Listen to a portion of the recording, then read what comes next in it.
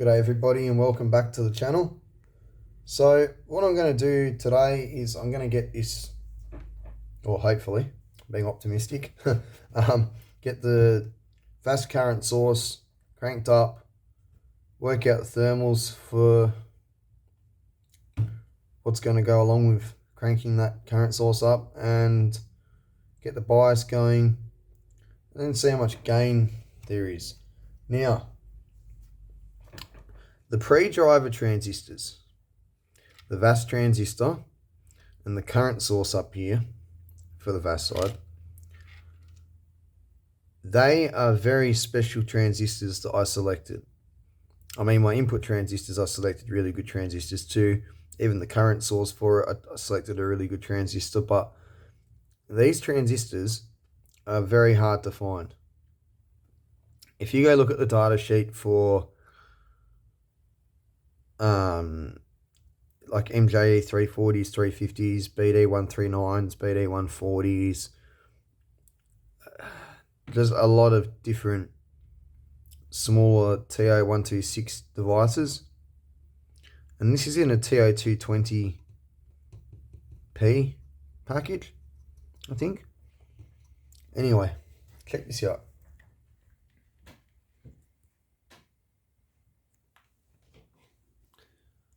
I'll get a better data sheet.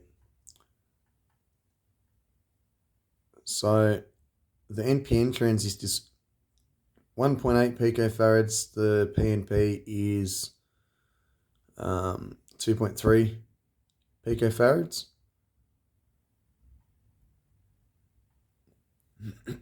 Hold on. Output capacitance. See? So really small cob. So 200 milliamp part, 1.5 watts. You know, if you can keep it cool, you can get more than 1.5 watts out of it. Theoretically, at 25 degrees, it could do 7 watts. So, you know, with a heatsink on it, yeah, you'd probably be able to get some more power out of it. I've redone the calculations. At the moment, sorry, I restarted my computer and I lost everything. At the moment, it's running 4 milliamps, 0.24 watts. If I bump that up to, oh yeah,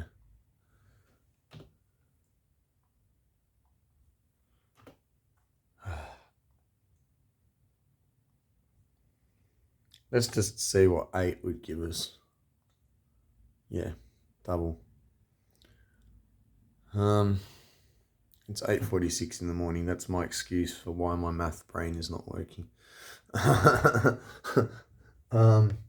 told you guys I'm trying to get up early and go to bed earlier. I've been working on my sleeping patterns. I'm getting there slowly. I do feel like shit, but got to power through that and get used to it. So half a watt. It's a 1.5 watt part. So I'm not going to have to change the transistors. That's awesome, because that's the one thing I was worried about.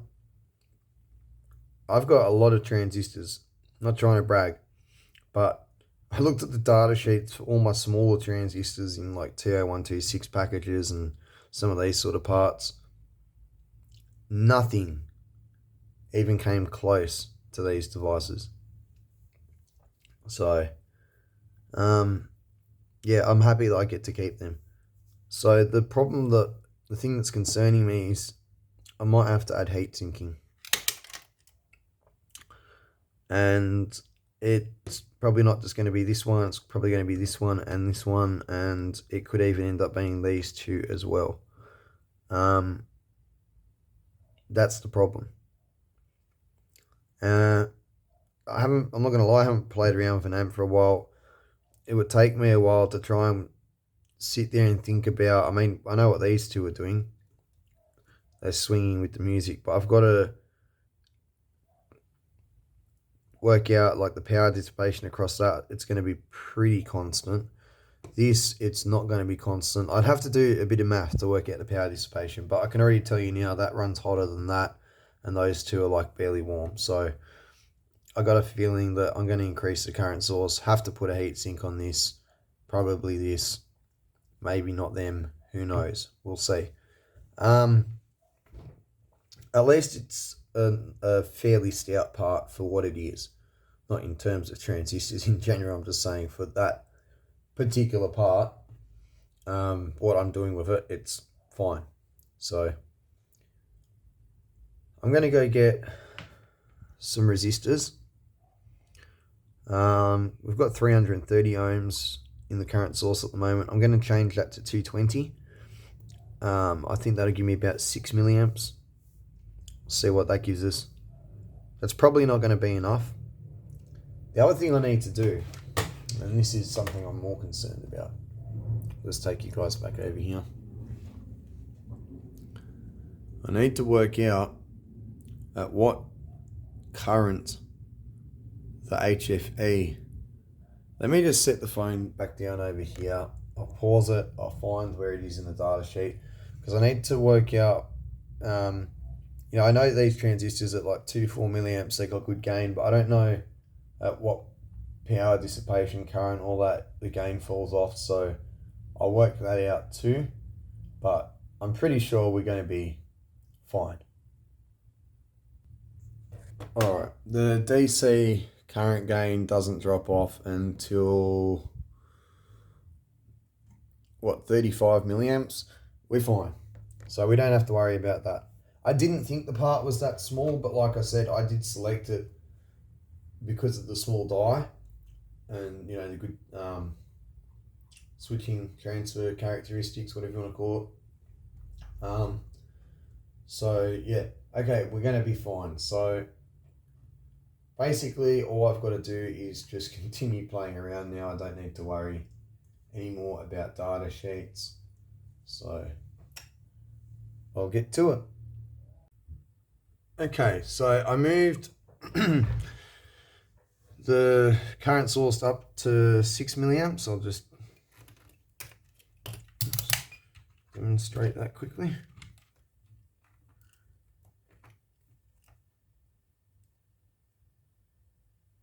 Seven milliamps.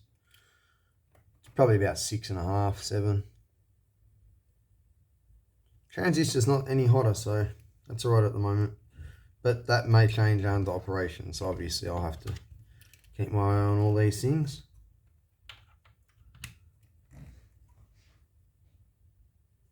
Nothing else has increased in temperature. So, bias voltage. Well, with the bias spreader in there,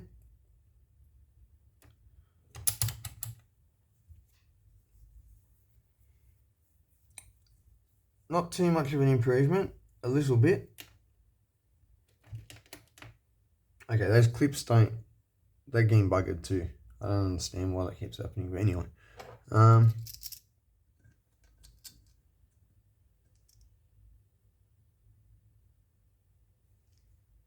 Yeah, right. So it seems like I need an awful lot more. I wonder if I open the bias spreader now, if I'm going to actually have bias, like too much of it. Only one way to find out. Hey, yes. Okay. I'm just going to bump that up to 8 milliamps, and then we'll set the bias. Okay, this is good. Alright, I just accidentally recorded something upside down, so I'll tell you what's happened. I've got 180 ohm resistor in there now. I put 220 in there, it was around 7 milliamps. 180, I've got 8 milliamps.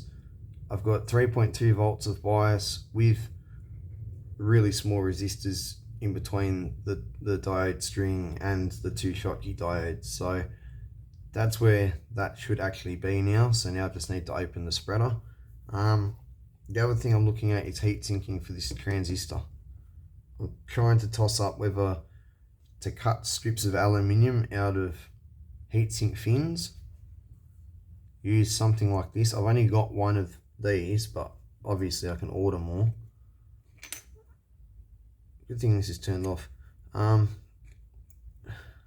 There's nowhere for it to really fit though. Same with this style. Really good thing it's turned off. You know, it's, yeah. The other thing I could do is I could take one of these little heat sinks,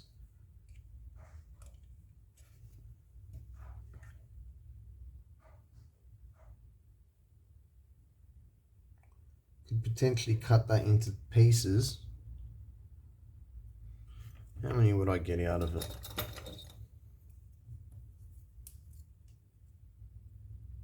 It's 5 centimeters. Well, the transistor's only like 1.12 centimeters. 1.2 centimeters.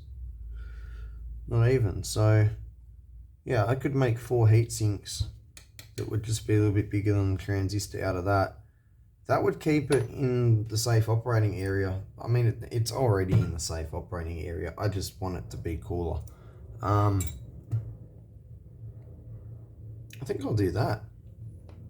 Although then I've got to glue it, and I'm not a fan of that, because the thing is, what happens if the glue breaks eventually, or the double-sided tape, or whatever you use? Not only your transistor has no cooling, but then you've got a piece of metal that's just landed on your circuit board that's got 120 plus volts across it. So yeah, not too sure, but I'll work that out later. For now, what I'm going to do, now I've got adequate voltage there, I'm going to remove, let's think about this. Well, obviously the 268 ohm resistors have got to come out. I might leave the 500 ohm pot for now. I'll just lift up one end of the 470 ohm resistor. And I think what I'll do is I'll go get that 1K pot that I've got for now, just to dial it in to get a rough value, and then fit that resistor and then work out the pot, or the resistor for the pot and the pot value. So I'll get that done now and then come back and give you a look. I've just had another idea for a heatsink. And that's going to sound funny, but because I've got a lot of devices that are in my bin, especially TO220 packages, if I can get the heat spreader off of the package without bending it, and then just remove the silicon die off of it clean, turn it around, use the back of it as the interfacing side, and stick that on the back of the transistor. I know it's copper, not aluminium, but it's still going to add mass and area to it, and it will dissipate heat into the air still better than the plastic, I would imagine. So I'll have to have a think about it. Alright, so I've soldered a 1K pot across where the resistors were, and the resistors are out of circuit. I'm going to look at current first. We'll look at the bias voltage afterwards. I already know it's around 3.2, and now it's going to be a lot more. Let me just close this pot. Alright, so we're not going to have any bias right now. Yeah.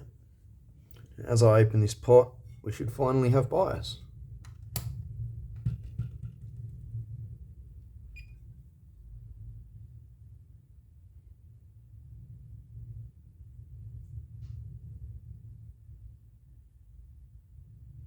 Isn't that a beautiful thing?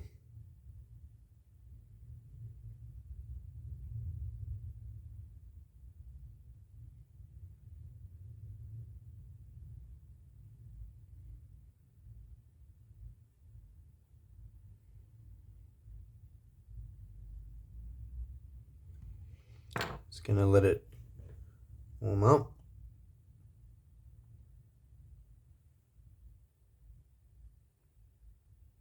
Obviously, I need to let it warm up before I can set it anyway, because the diodes need to be able to feel how warm the heatsink is.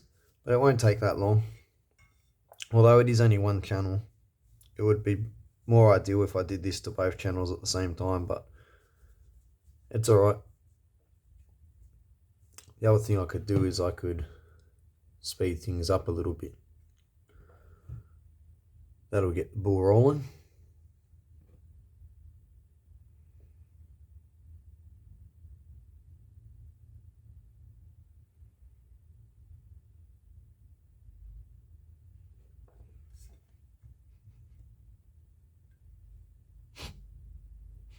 Oh, my soldering iron's not in the stand right. I could smell something and I was like, what?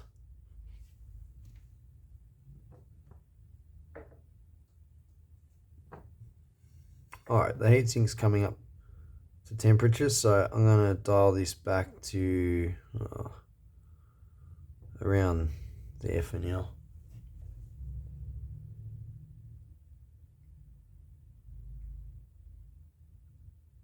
The diodes are doing their job.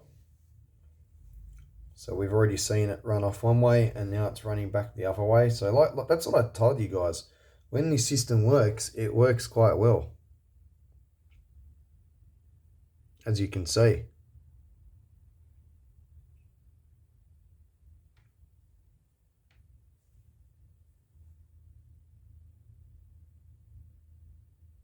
Can't complain about that.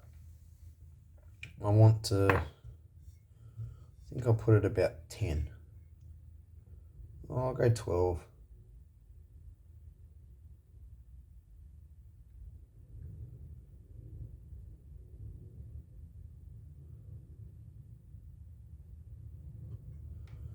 Alright, I'm just going to let that rest for a bit. Actually, what would be good, I'll turn the power supply back off. I'll let that cool down. I'll just pause the video for a second. I'll bring some fans over here. Alright, instead of getting fans, I just went and done some stuff and came back. That's cool now. So I'm going to power it on. And let's see how long it takes to come up and stabilize.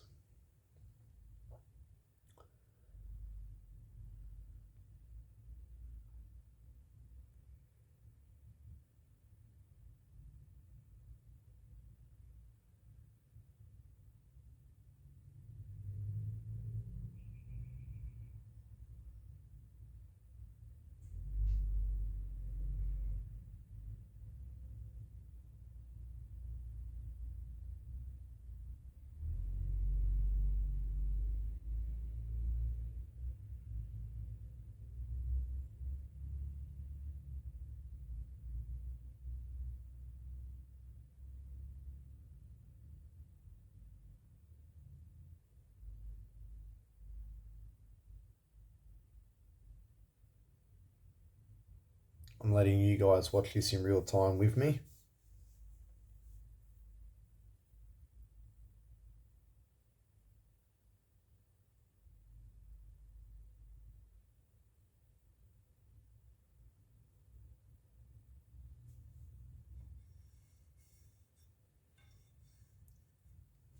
The heatsink feels, it's not cold anymore, but it's not warm.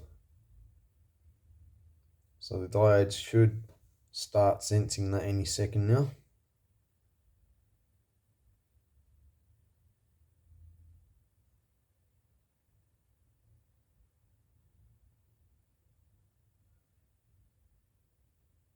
Yep.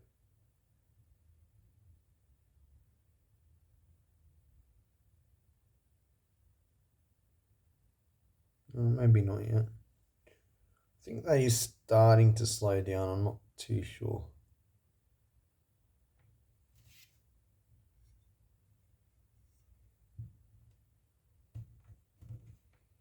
Maybe it'll overshoot and come back.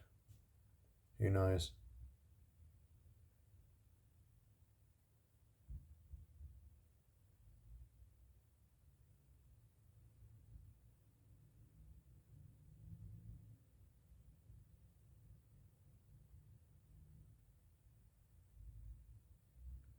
I mean, it is going to be slow because there's no load on the amp, so the only heat it's making is the bias. Um, Obviously, if I put a signal through it and connected it to a load bank and made the heatsink get hot, the diodes are going to, sense temperature instantly, basically, and have an almost instant effect. So, but I still want to see what this does. I may increase the VAS current a little bit more. If this, I'm not happy with this, or the resistor value ends up being too high, then I'll increase the VAS current a little bit more.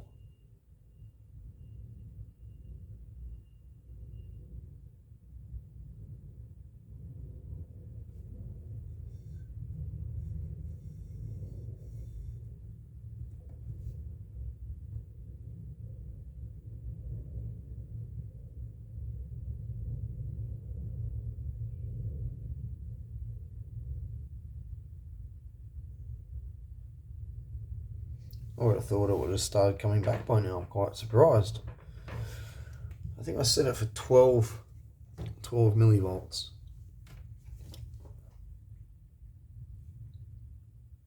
I wouldn't want to see it even hit double of that before coming back down.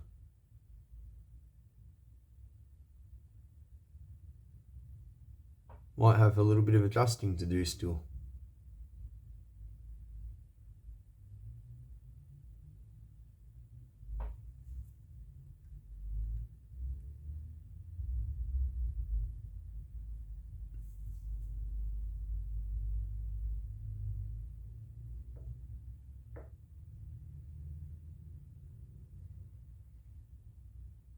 That's interesting. Not quite sure about that. That is the VAS current source transistor. And when I call it down,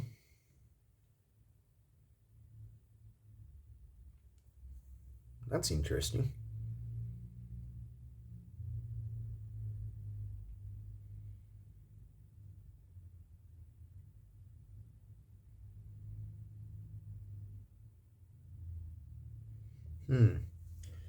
That's something else that's going to come into play. If I heat sink that transistor and it runs cooler, that's going to drop the bias.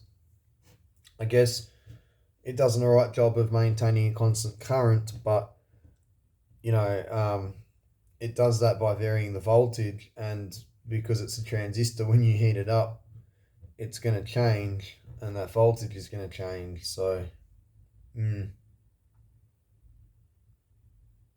never really thought about that. I might improve the current sources and give them external references.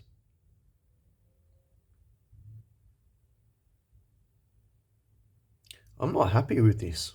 I am getting concerned now.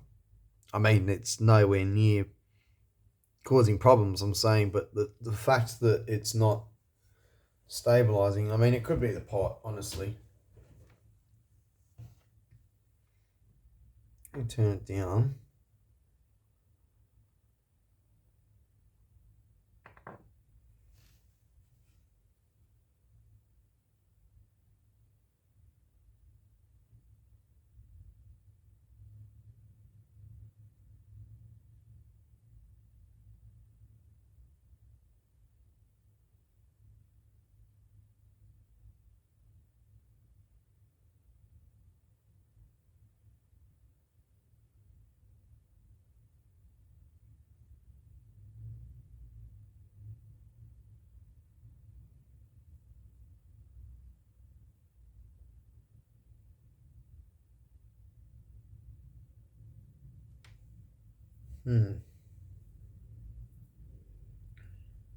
Does not seem to be working.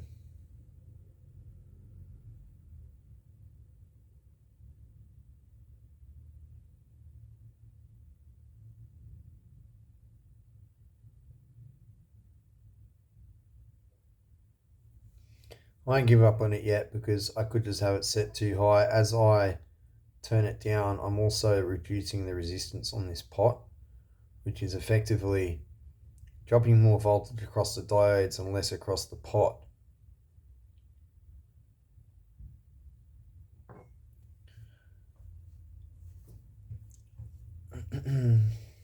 I think what I'll do is I'll play around with this for a little bit off camera.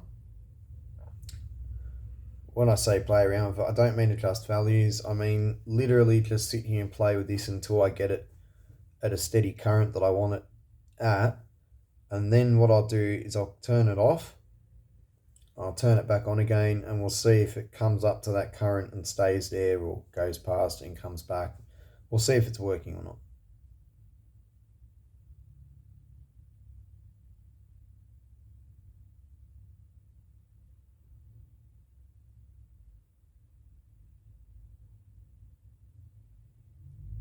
I have a feeling I just turns the bias up too much, trying to rush warming the heatsink up.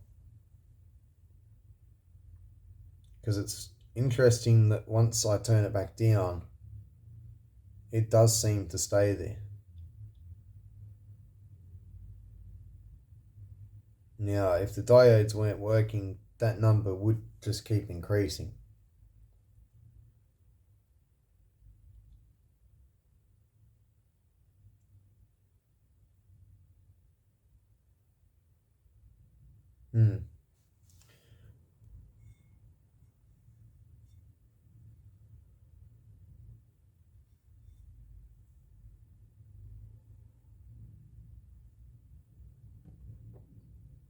I'll see if I can set it at 8 millivolts.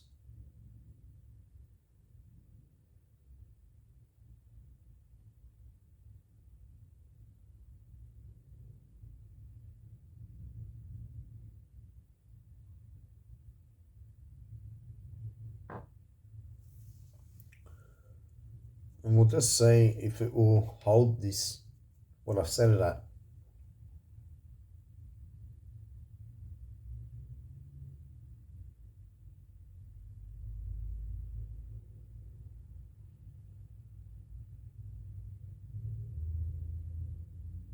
I think I'm just going to cut ahead. I'm just going to turn it off.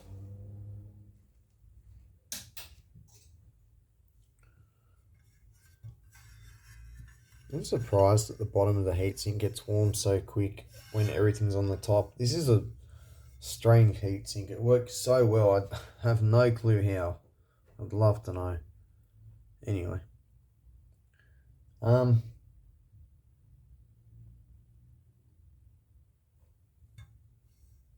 I know it's still warm, but I just want to see what happens if I turn it straight back on. Well, that wasn't good.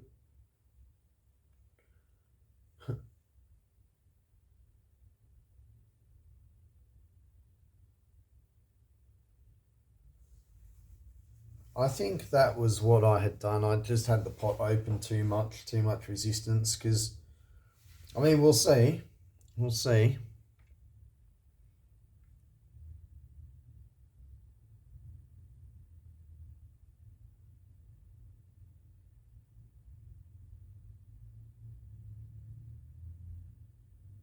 I do remember when I designed this amp years ago, not with this driver stage, but the same output stage with the diode biasing, I do remember I had to wait until the amp was warm to set it, as you do with all amps.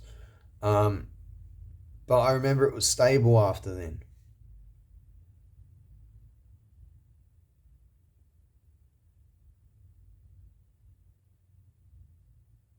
I think this is working now, because that is actually coming up slower as it approaches the 8. It is.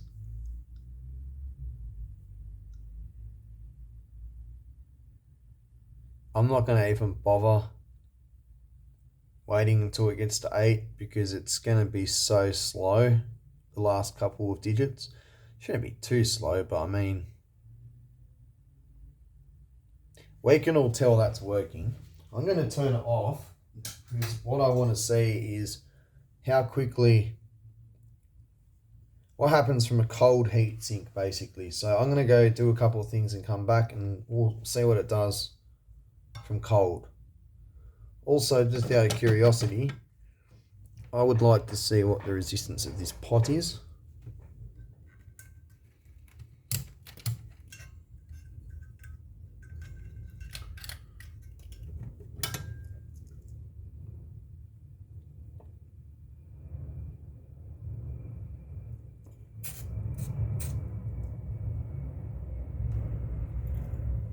Like I said last night, I'm aiming, I ideally want the resistance less than, 400 ohms.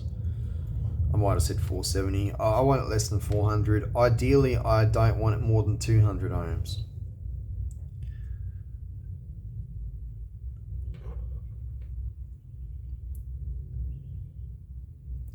It's not really the end of the world.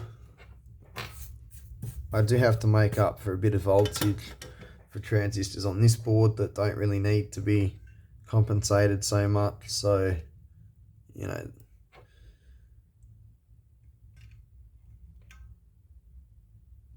well,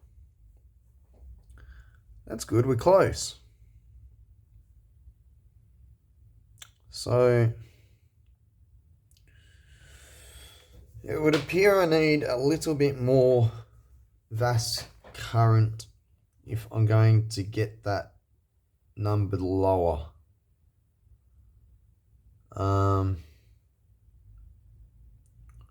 Although I do have those Schottky diodes in there. Yeah, nah, I want to leave those in there. I think I'm going to need more VAS current. The other thing I could do is I could slightly increase the value of the two 430 ohm resistors or the 200 ohm resistors between the emitters of the drivers. I don't really want to, but that's there for cross distortion.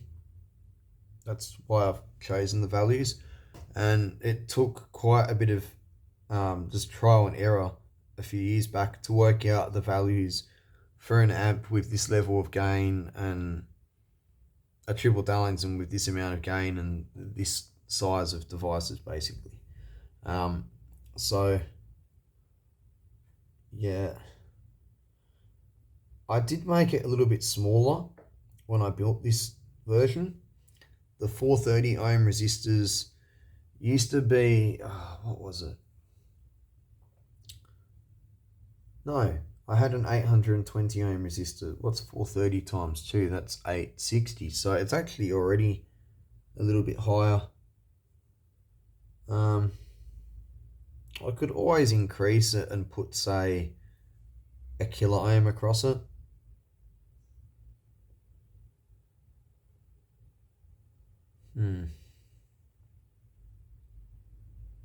Gonna have to do a bit of thinking about this. I think what I'll do for now, put this back on. Oh, it's already cooled down. I can test it now. Just me talking was long enough. I think what I'll do now is I'll put a signal through it, see if we've got enough gain, because if we don't have enough gain, I've still got to increase the VAS current source and maybe even the front end. I think the front end's going to be alright. So let me see if it's got enough gain to overcome its own losses, like the emitter resistors and all that sort of stuff. Emitter 2 emitter resistors, base sucky caps.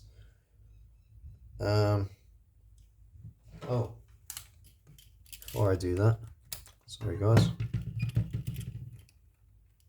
really tired today. I woke up at about, I don't know, 7, something like that, which is the earliest I've woken up in weeks. Oh wow, that starts off with nothing. Actually, that's a bit of a problem.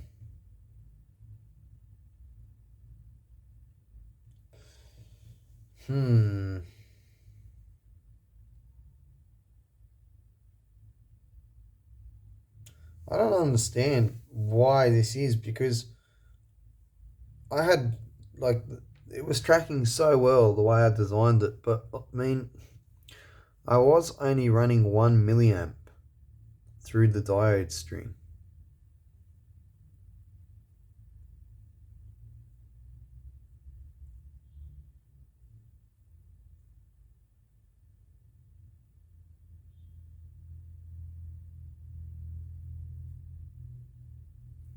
I mean, I guess we're only heading for 8 in the grand scheme of things. It's not terrible.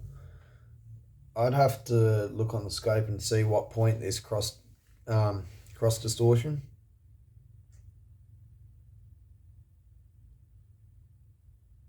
Obviously, like with an extremely small input signal, because you don't want the signal too high, because the signal will start to bias the amp.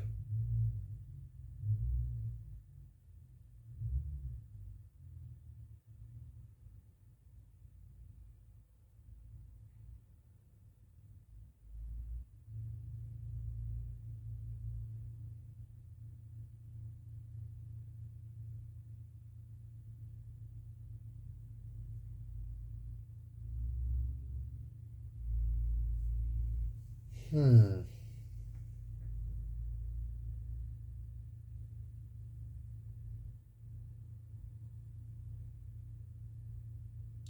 not quite sure what to make of this. That is too slow for my liking.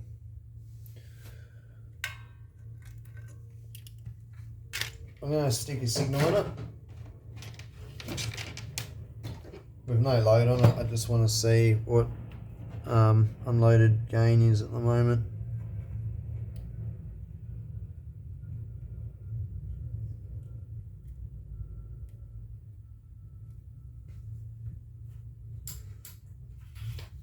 I don't know why I keep moving this out the way. I've just got so little space here, it's bugging me.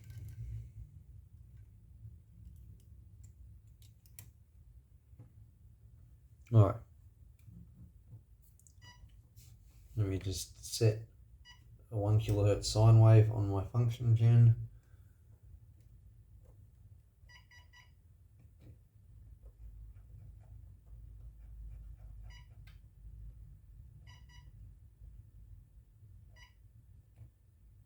Alright, 2 millivolts peak to peaks, as low as I can turn it down to. I'm turning it on now.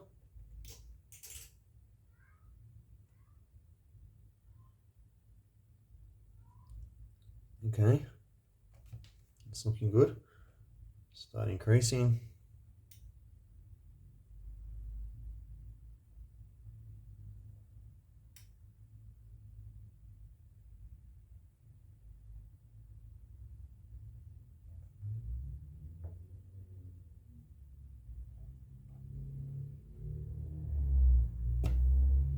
Let me just move 1 digit over so I can turn this up at a faster rate.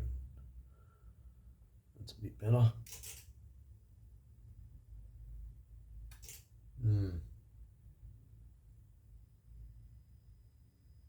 No, we're having problems.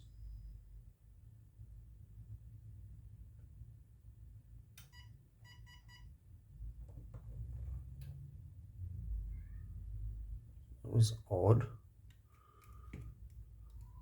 Get off of there.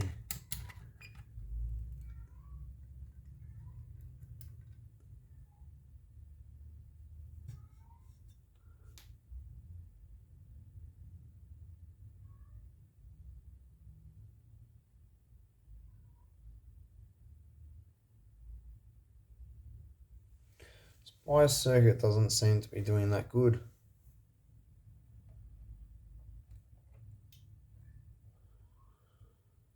Seems like I'm having some sort of problem when I turn this up as well.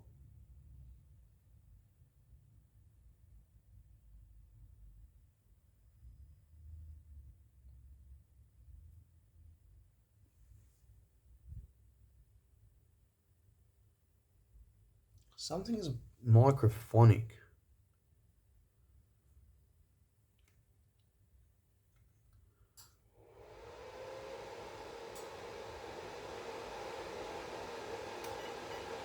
Oh, turn that back off.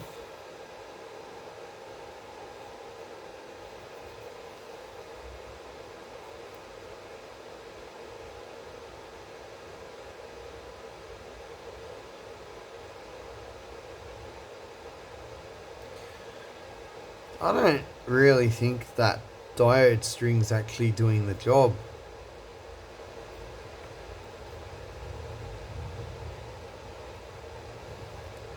By the way, I'm not going to be able to If again, and these power supplies, they don't supply enough current.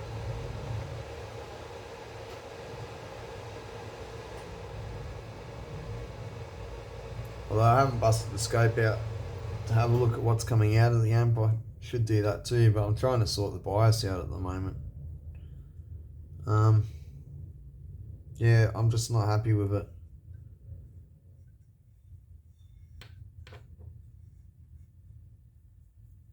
I mean, those diodes are clearly warm.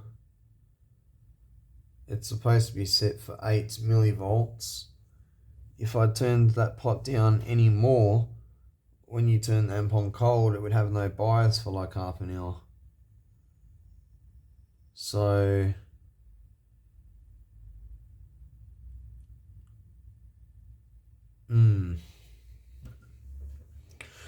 I'm seriously considering just keeping this whole output stage, because you know how I built those other two driver boards that were a copy of the original design? That works with this. I'm really wondering, since this board ends up just put so much effort into it, maybe I should make another output stage with 200 watt devices and a VBE multiplier. I've got some bloody big transformers, big caps, beautiful cases, you know. I'll see how I go with this first. It's interesting that it seems to be resting around 14 millivolts and I set it at 8.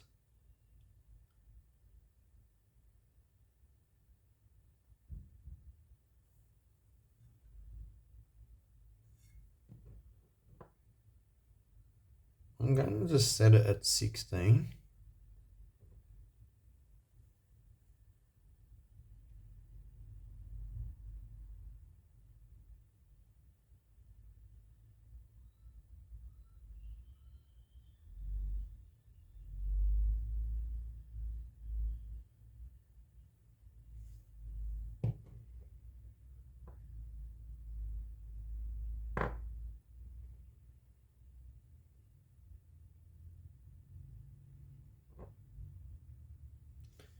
I get the feeling, I don't know, I'll increase the VAS current source a little bit more first. Yeah, that needs a heatsink. That's starting to get hard for me to hold my finger on it, and with the voltage that's going across that, that would be dissipating some wattage. Oh, actually, it's only 0.4 of a watt. It still could be getting near its safe operating area.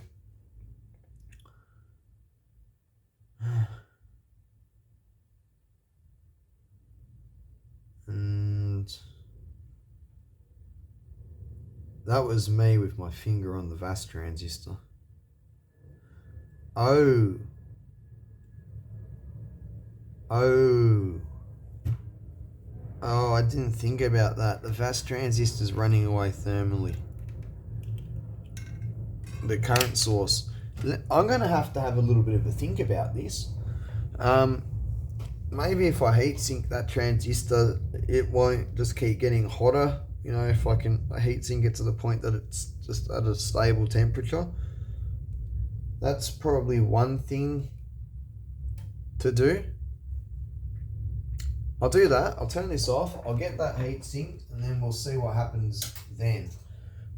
I'll just put a massive heat sink on it, as big as I can fit in there for now, just to sort of rule out its I can't think of the word, thermal coefficient. I'll be back soon. All right, I've come to realize something. As I'm a perfectionist, if I want to be able to calculate how many degrees per Celsius, how many millivolts per degree Celsius the temperature coefficient of the diodes is for a given current, I need to know what the current is. Now, just knowing what the VAS current source transistor is providing doesn't tell me what's going through the diodes, right? Because some of the current's going into the base of the transistor, some of it's getting used up from the emitter to emitter resistors. Some of it's getting amplified by that transistor, right? Into the next. Excuse me. God, sorry. Some of that's going into the next stage. Again, emitter to emitter resistors are using the current. That means the transistor before is pulling current in its base. Hold on a sec. Right. Anyway, as I was saying, so basically you've got current going two ways. You've got it going through the diode string and into the rest of the amplifier through a base junction. So, God, I still got this cough. Got a really bad itch in my throat. So what I'm going to do is I'm going to put a current meter in series with the diode string. Then I can see what current it's getting with the VAS transistor at 8 milliamps. I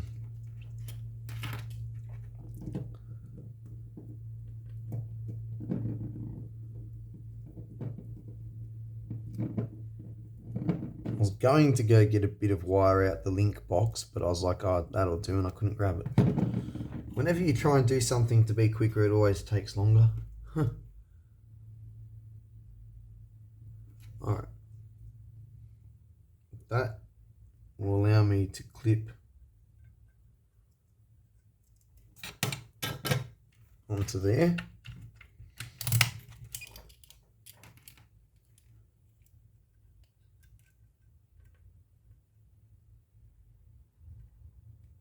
Just gonna make sure that that's got contact. Where's my wire gone?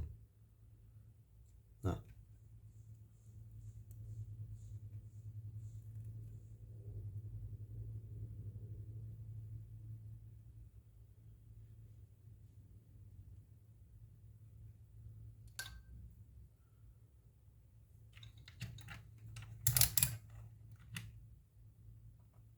Alright, that's got contact. I'm going to turn it on. We'll see what current goes through the diode string.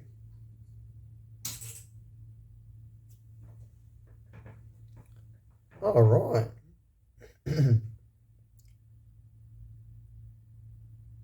So my suspicions were correct. Those emitter to emitter resistors are using quite a bit of the current.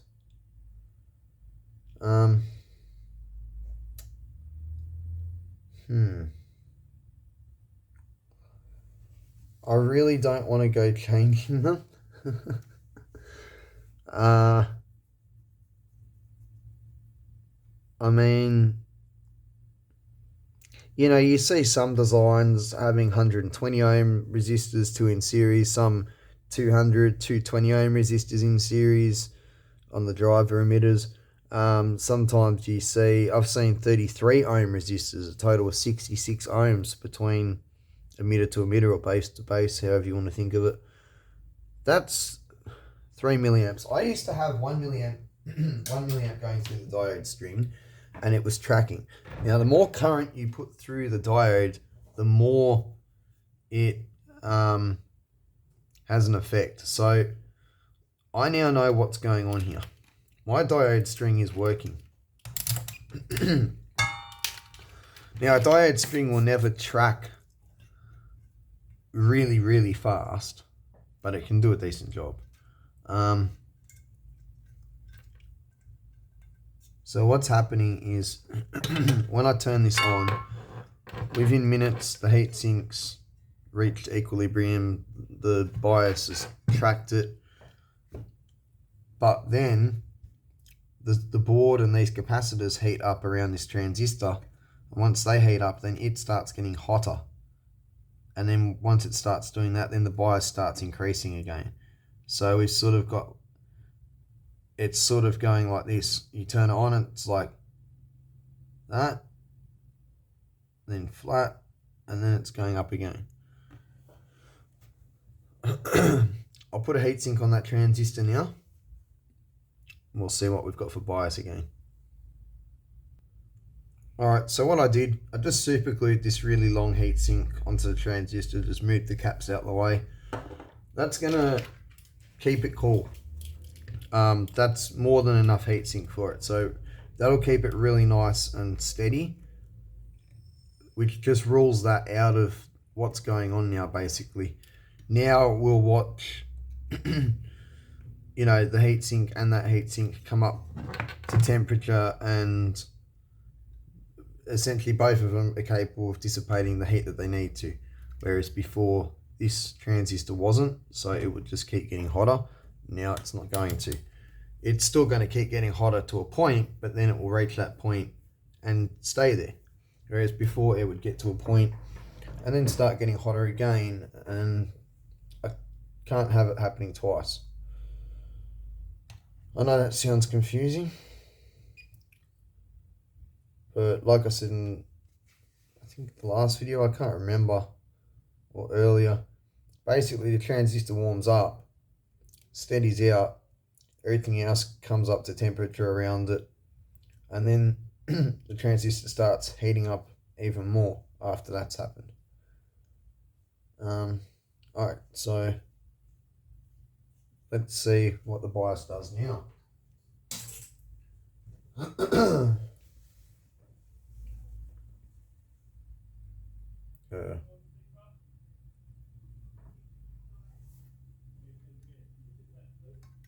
What?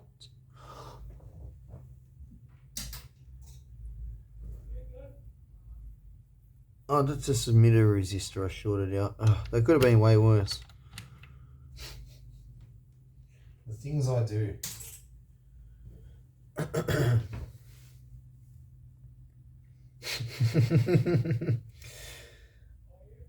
There's already a massive difference there.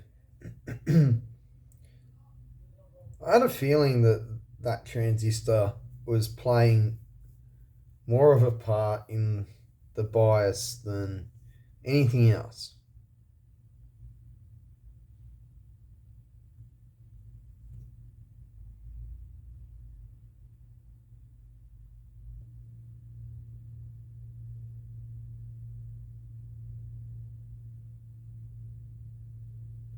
That is amazing. That's so funny. I mean, there's literally just nothing. Let me just, oh God, let me just see what the current source is providing.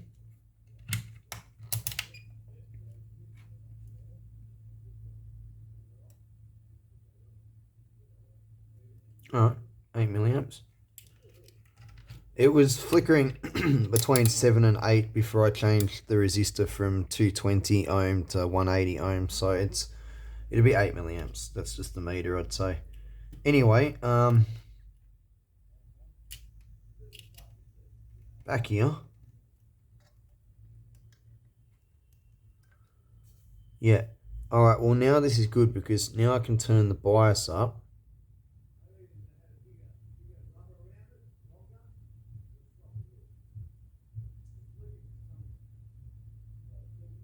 We'll give it 10 for now.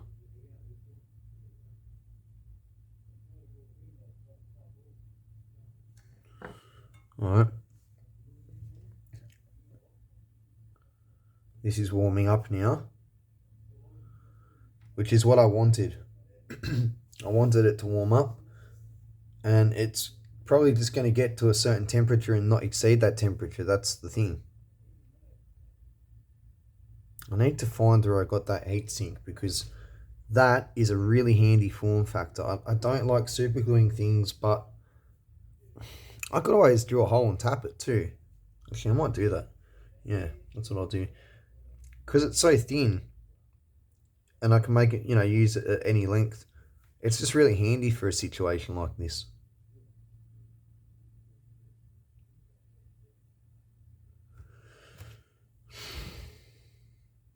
I'm just going to turn this back down to 8.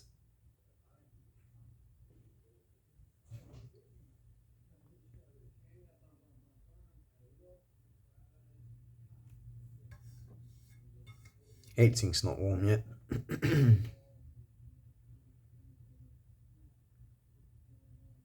I'm just going to clear my throat because I can feel there's something in it and I don't want to be rude to you guys. Alright, that's better. Actually, I think the heatsink actually has come up to temperature enough that diodes have started to track. I can't tell, but yeah, if I touch the other heatsink's actually cold. This one's just room, like, it feels the same. I can't detect warmth, but it's not cold.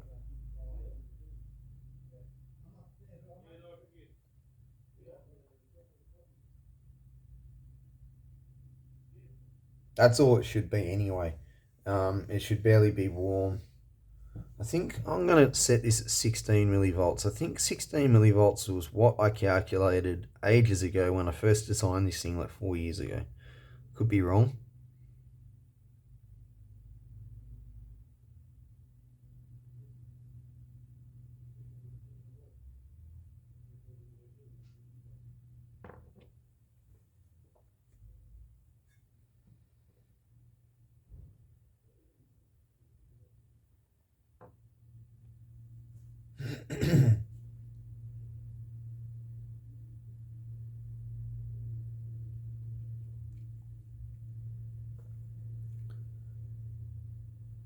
Yeah, this heatsink's not getting hot now, it's just staying the same temperature, so that's really good. The VAS transistor problem is sorted. Something I need to mention, I did some research into this when I was designing this thing. I was talking about the noise level of different LEDs and how I'm going to make an external reference for the current source and using a 1 transistor current source versus a 2 transistor current source and all that sort of stuff. Well, if you do a 2 transistor current source and then use a 3rd transistor as a helper transistor to supply the voltage, you actually end up with this problem with a mid-band peak. Sort of like if you do the compensation network wrong. So I would rather do this like this. Just, extremely heat sink the VAS transistor and supply it with an external reference, but still keep it as the 1 transistor reference. I think that's the best way of doing this for an audio amplifier.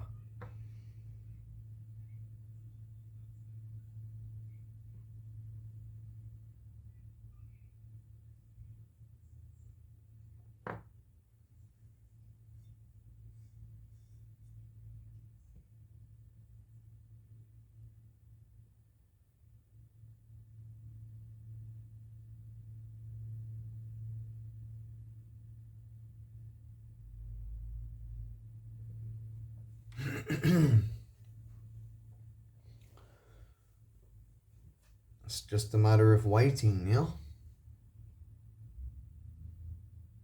What I'll do is I'll continue to play around with this now. I've got the VAS transistor cooled off camera, and when I get it stabilized at 16 millivolts, I'll come back, I'll turn it off, and then turn it on and we'll watch it together and see what happens. Okay, you're all going to have a good laugh at me, but look, I admitted this. I have not built an amp or worked on one for quite some time. I went over my papers from my original design, and the numbers were very small compared to the 16 millivolts I thought I was looking for. You know where I got wrong? I was running 16 milliamps per device, which equates to 3.5 millivolts over a 0.22 ohm resistor, which is what I have. I do funny things sometimes. Anyway, it's just been sitting here stable like this for like an hour and literally just sits there bang on. I just turned it a little bit down. It was at 4. I'm just setting exactly to 3.5 now, but it sat at 4 perfectly for some time. Probably at least 45 minutes. So anyway, what I'm going to do now is I'm going to turn it off. The heatsink's like only lukewarm. The reason it was getting warm before is because I was running way too much bias. So I'm going to turn it off. I'm going to do two things. I'm going to measure the resistance of that pot. I'm hoping it's in the couple hundred ohm region. The other thing I'm going to do is wait for the heatsink to cool down and then turn it back on, and we'll see how long it takes for the bias to come up, how much bias it actually starts off with, because that's the two issues, right? The bias has got to come up quick enough, and there's got to be enough there to start off with so that when you turn your amp on cold in the morning or whatever and play something quietly, it's not all distorted because insufficient bias, right?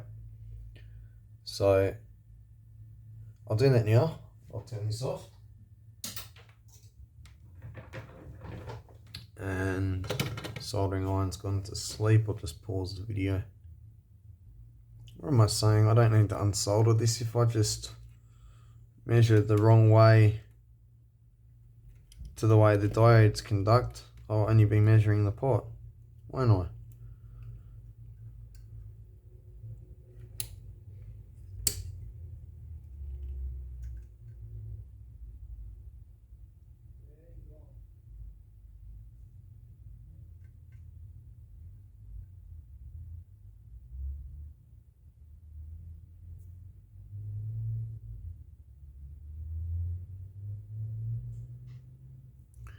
Alright, maybe there's still a little bit of voltage there.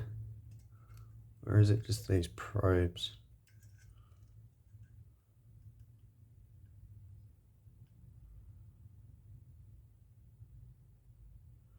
I don't trust that. But I'm still going to measure it anyway, seeing as the iron's right here. I think it is about 550 ohms-ish.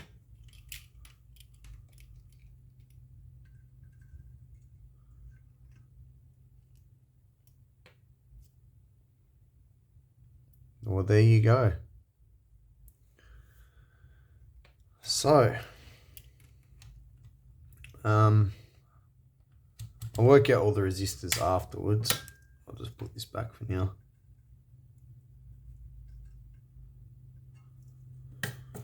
I'll clean up all the soldering afterwards, of course. So the heat stink. No, it doesn't stink. If you get it hot enough, it probably will. Well, not the heat sink, but the things that are on it. I'll wait for this to cool down, come back, and we'll take another look. I guess I might as well leave this hooked up.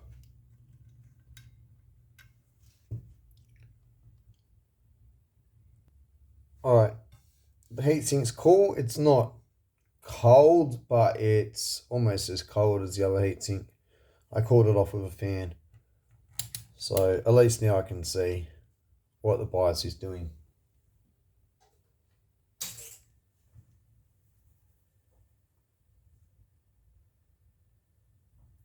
Alright, so starting off at 1 millivolt.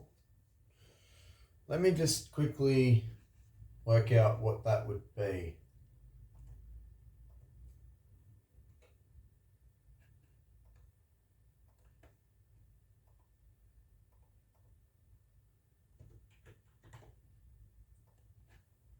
So that would be 4 milliamps of bias current to start off with.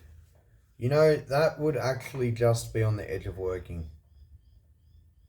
Yeah, that'd be alright. Because there are some crazy ass low bias currents I've seen. I've seen small amps running, you know, like, I think about 6-7 milliamps. And yeah, like that was not because the amp was broken. That's crazy low, I know, but I have seen it. That would be basically at the point where crossover distortion basically goes away. So yeah, I guess that's alright. And then it's just going to warm up to, what was it, 16 milliamps, 3.5 volts. So yeah, And I can already tell looking at it, it's coming up so slowly that, you know, the diode string's tracking well. What I was thinking is, the other thing is, when you turn an amp on, you're not normally waiting for the bias to warm up. You play music straight away, so it's instantly going to have more bias and warm up straight away anyway. So yeah, I'm happy with this. Obviously that's going to come up some more. Slowly it'll eventually get up to 3.5. It'll take its time. I might have bumped that pot too. I had a fan on the desk. I did bump the pot, but I don't know if I turned it or adjusted it at all. But it was 542 point something ohms. What I'm going to do now, I think I'll fit. I don't need the two resistors there. I can do it with one. Like I said, my original design, the actual signal came in at this point here, which is why there was two resistors in the middle of the diode string to form a midpoint,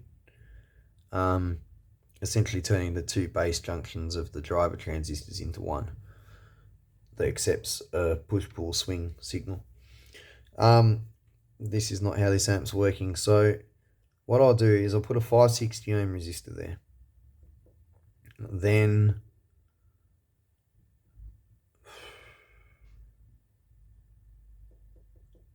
I don't know what 560 ohms. You know what, let me turn this off. Let's see what 560 ohms would do. Because what I was going to say is I've already got a 470 ohm pot there and a 500 ohm resistor. That would be pretty close to working like that. I mean, like if I put 560 ohm resistor here, right? And across it, it's got 470 and 500. Oh no, yeah, that's going to be too much. I'm going to have to change that 470 ohm resistor. The 500 is going to be good because it will give like a what do you call it? A fine adjustment, a small range of adjustment. I might need to change it to a K. I think 500 ohms will be all right.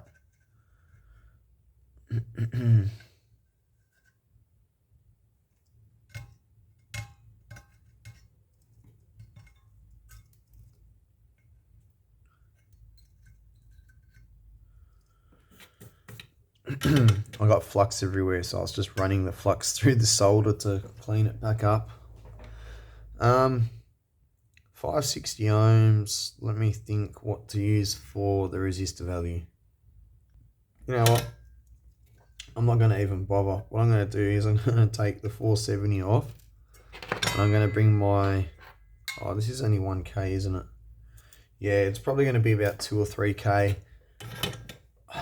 I'll put a 560 ohm resistor across the back. We'll see what bias current that is first because I need to know that. And then I'll stick, say, a 5K pot on the front and dial in that resistor value. Well, in series with this at its mid position. So I want, I guess it doesn't really matter about the other side, but I want the pot at the mid position. Alright, I think you know what I'm trying to do. Alright, I've got the 560 ohm resistor on the back. So, what does that give us? That's actually already quite low. I mean, the difference between 42 ohms and 62 ohms when it's already about 500 ohms, it's not much. So that's probably a pretty good value. I'm going to have to just leave this to run for a while and see what it stabilizes at with 560 ohms there, because otherwise I'm just going to spend all day getting incorrect values in there. So I'll let this come up to whatever it comes up to now. Probably be about 4.5 millivolts, something like that. But like I said, I don't want to guess it, so I'll just wait for a bit and then I'll come back. Alright, So I got that wrong. What I said before, 6 milliamps.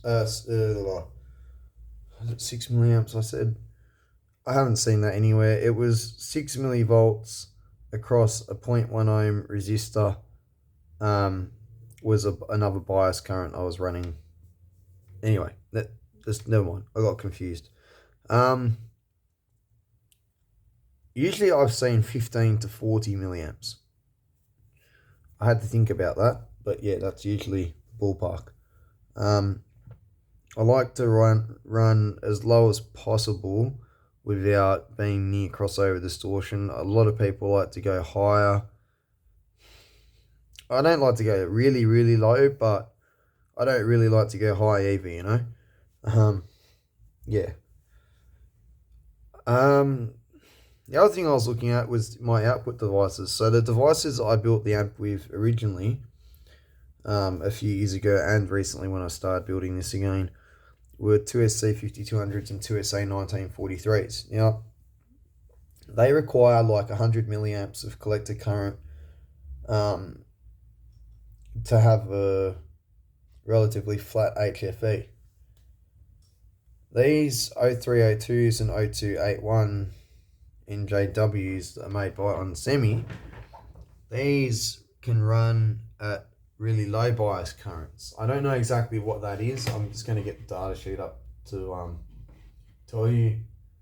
I was just doing a bit of research, and I was reading, a thread on DIYaudio.com. Someone had taken a whole load of measurements of different transistors, and that's what I was reading in relation to bias currents.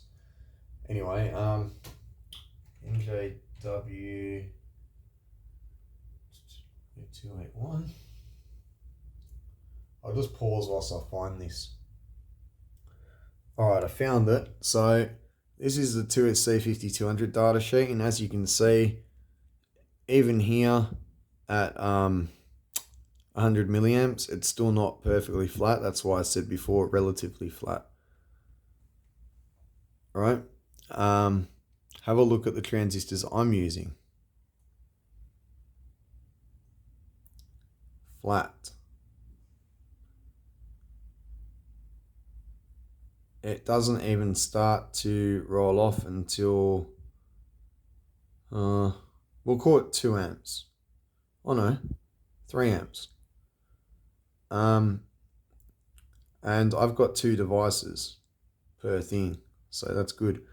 So as you can see, it's still perfectly flat at 50 milliamps. So these are really, really good devices, which is why I chose them for the build. Same with the drivers. I basically chose, this is really hard to explain. I designed the output stage originally going by my old design, but then I revamped it with way more linear and better matched drivers and output devices. This is a whole new design, and then the two have been matched together, so it's an interesting thing. Anyway, so given what I've just shown you, yeah, that's that. So I'm happy with the bias as it is. Now, I put a 560 ohm resistor in there. It actually just sits at 3.8 millivolts. It didn't make that much difference. So I've got a couple of options. I can take all of this off and just fit a couple of 560 ohm resistors and be done with it. Because to be honest, the reason I had everything adjustable, and I can show you this, here are the driver boards from the original design, and as you can see, the bias current is resistor sourced with trim pots to set your offset, trim pots to set the bias, blah blah blah, right? I moved away from this design. So everything's really well regulated in the design I'm using now. And because all of my devices are perfectly matched, components are matched, honestly, there isn't really going to be differences between each side. So I think what I'm going to do is I'm just going to remove everything off of the board, and I'm just going to solder in to 560 ohm resistors. So, I mean, that's really cool because so far at the moment, the fix for the problems I had the other day, and it's only on this one board that I had to put the 68 ohm resistors where the 680s were. The other board's already got 68 ohms. I hadn't made that mistake. So let's just forget about that. Heatsink, 180 ohm resistor, 560 ohm resistor. Pretty simple solution. So what I'm going to do now here's the next thing I need to do. I need to get a heatsink on that transistor, make the changes to both sides. Then I'm going to power it up, run a signal through it. I want to see if any of these transistors start to heat up, because that's my other concern. I think they will be all right.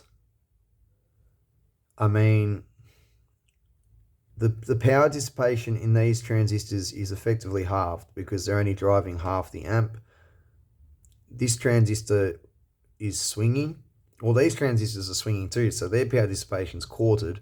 This one's halved, and this just needed a heatsink. So I think I'm going to be all right with just adding a heatsink to the VAS current source, but again, that's something I'm going to have to work out. So I'm going to take a little break now, but yeah, I'm going to take all that stuff off the board, just fit two 560 ohm resistors.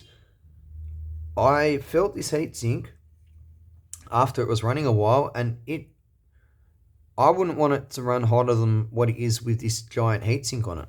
So I'm going to have to come up with a solution for that, because those transistors need a proper heatsink. Like, I could use these heatsinks, but it's not going to fit in my case. I'll go grab what I'm intending on using just to show you why it's a problem. Alright, so this is the heatsink that I need to get on that transistor that's down there in between those two caps. It needs to be this size. Honestly, you could cut one fin off of there and those three fins, if that would do the job, but I'd rather have this. I mean, you can kind of work it out just by looking at the length of that and the thickness of that, comparing it to, I think it's pretty obvious. That's what I need. So, I don't know how to go about doing this. What I'm thinking is maybe I'll make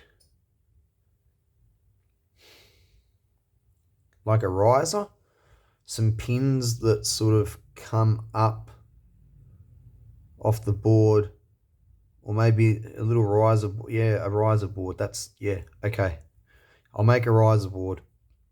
Then I can mount the transistor that way with the heatsink on top of it, like this, with the fins facing up, which is the most effective way of the heatsink to dissipate heat as well. So that's really good. So, okay, so that's my solution for everything. All right, well, I'll go get all these changes made and then come back, and then we'll finally be able to test it and see what it's doing. I guess I could put a signal through it right now and have a look at what it's doing, but I just don't have much current sourced by my suppliers. I just noticed something walking out. I thought I'd show you guys. This data sheet's for both transistors, and as you can see, the NPN is not as flat as the PNP in terms of the gain. It's still a lot flatter than the other transistor that I was showing you, the 5200, which is the NPN. Right, that's, yeah. We've got, that's a lot of difference.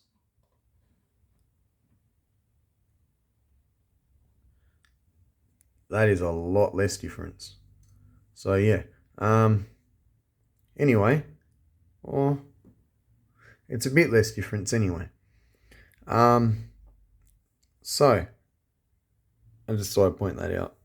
Like to be thorough, don't want to show you guys false information. But these devices, sorry, look.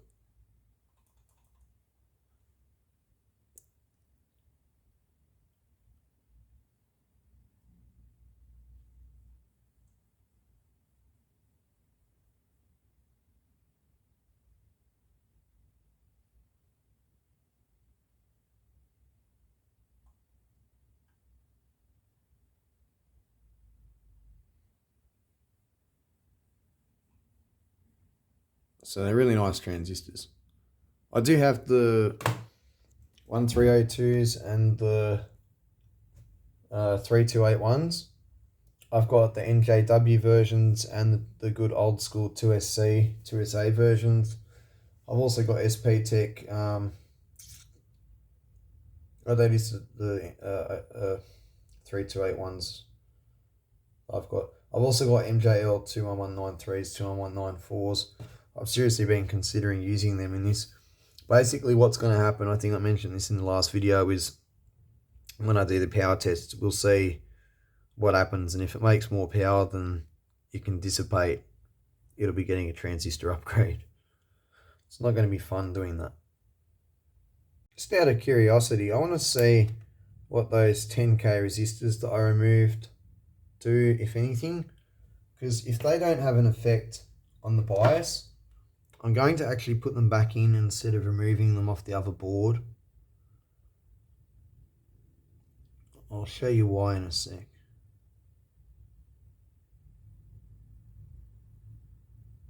Okay, they actually have a massive effect. All right, they're getting removed.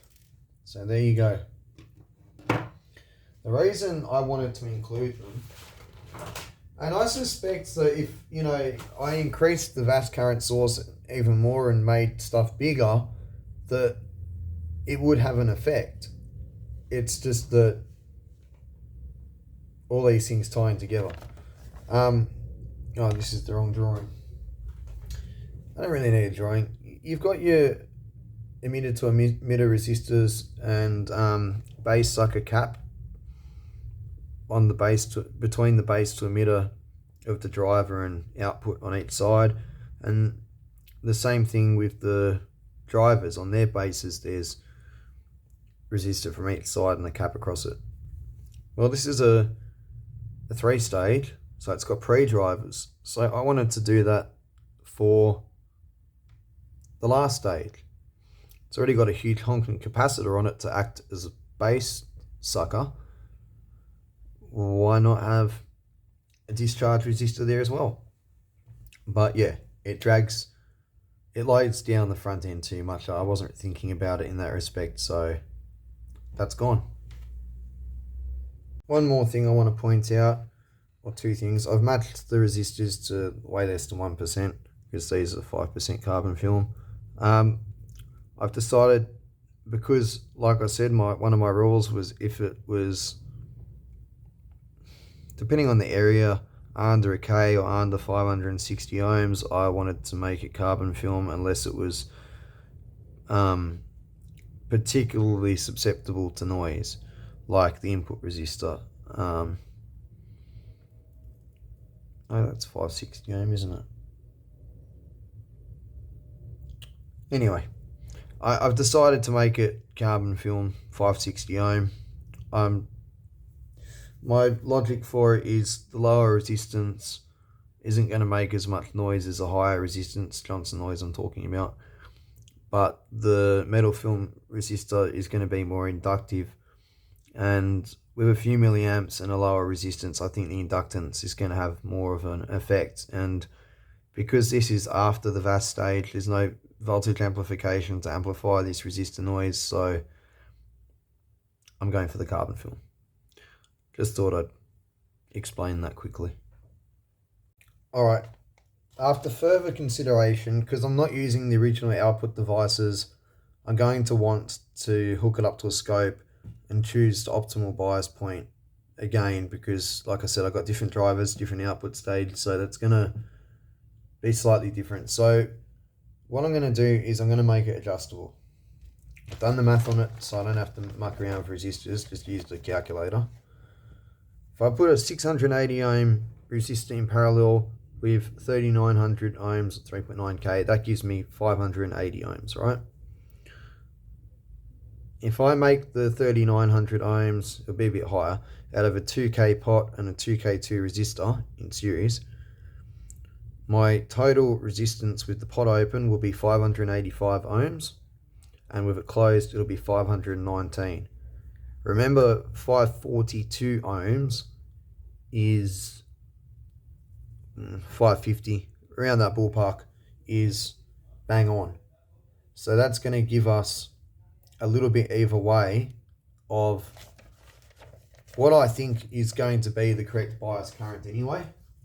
I think what I'm doing will be fine, and I probably won't even have to touch it. But we'll see. And by doing this, I'll have that little bit of adjustment range. The other thing is the resistors.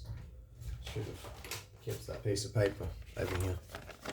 So the 2K pot, I can't help it, it's going to be carbon. But I can help the 2K2 resistor, so that'll be metal film. And the 680 ohm resistor will be carbon. So I'm going to go get those parts now, fit those parts, make a riser for this, and fit the resistors. Give it a test, and if that's all good, then do the exact same thing to the other two modules. Well, I wish I was recording that, but unfortunately I wasn't. I was using my desoldering gun to clean up all of this, and there was a loud bang. The power tripped, and I don't have a working desoldering gun now. So now we've got something else to repair. That thing's got a little control circuit board in it that's triac based and a heating element, so whatever happened in it would have been pretty destructive. I can fix it. I've got all the parts here, including the heating element. I'm not saying I've got a spare board, but I'm saying it's like, I don't know, an LM393, a triac, diodes, capacitors, resistors. I can fix it. I've got everything here, so yeah, that just happened. It is what it is. I'm back to solder wick and my hands.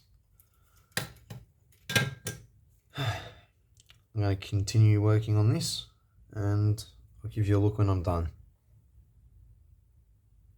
Needless to say, we've got another repair video coming up. Alright, I've got that sorted, so that's what that looks like now. Pots are in the middle, so the bias is going to be set exactly where it was before, 3.5 millivolts across a 0.22 ohm resistor for each transistor. I've just cut these 4 bits of board. One end might not be straight, but at least one end of each board is dead straight, so that all I've got to do is just etch 3 tracks, or should I say etch 2 lines to be technical, into these boards, and then I can solder the bottom of the board there, like so, and then I can solder my transistor here onto the board, and then I can put my heat sink on top of the transistor, and then obviously I'll finally be able to cool it. Still got to work out the logistics of how this is going to work, because I've got to swap the pins over. Unless I get fresh transistors, I mean I've got more of these, that's not a problem. I'll just match them to the same as what these are. So I've got long legs.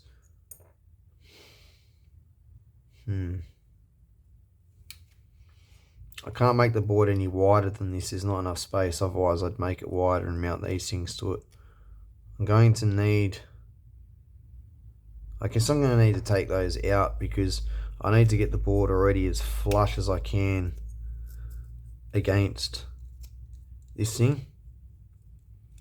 Let me get some pliers so I don't ruin those. I mean, those are the ruined ones. I've got a new pair anyway, but still.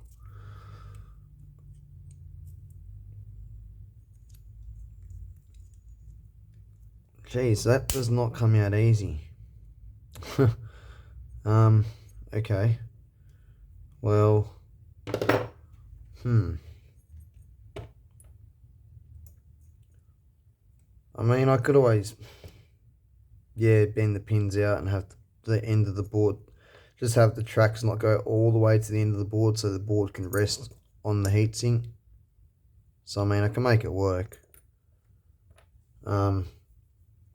But then the transistor legs are twisted as well. I'm thinking when I make the tracks up, I'll include the twist in the board with a cut in the track and a jumper. Yeah, like one track goes like that and the other track stops, and I'll put a jumper across and then use a fresh transistor with longer legs. Yeah. Alright, that's all I'm going to do. I'm going to go work out what these transistors are matched at and then do that. I think I've got to take the other one off the board because I'm pretty sure I individually matched them to... That was matched to that. They match to each other. Blah, blah, blah. You get what I'm saying. So, don't worry. I know which way they go back. I've got another board for reference. Both the boards are identical. So, otherwise, normally I wouldn't go doing something like this where I've got one facing one way and one facing the other way and the legs are twisted around. It's quite confusing already, you know. But, no, I'll be right. I mean, it's on video anyway, but one thing I hate doing is sitting there watching a whole load of video footage to find something out. I do it from time to time if I have to, but I'm not a fan of it. Jeez, man. Come on. Come on.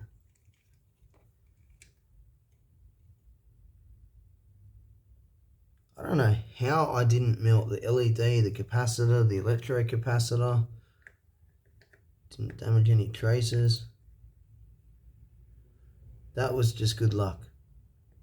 That did not want to come out. Alright. I'll get to making up the riser boards. Yeah, I kind of made a mess of this transistor getting it off the super glue. It's fine, I didn't damage it, but probably shouldn't have used super glue.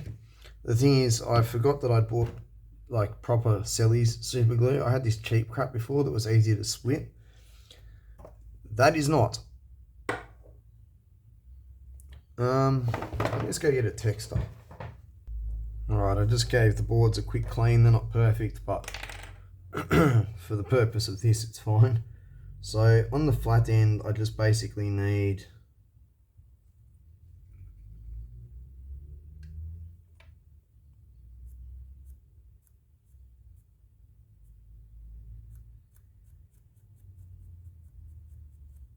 try not to make these pieces too wide so that I can locate it on the board and it fits, but I think that's good.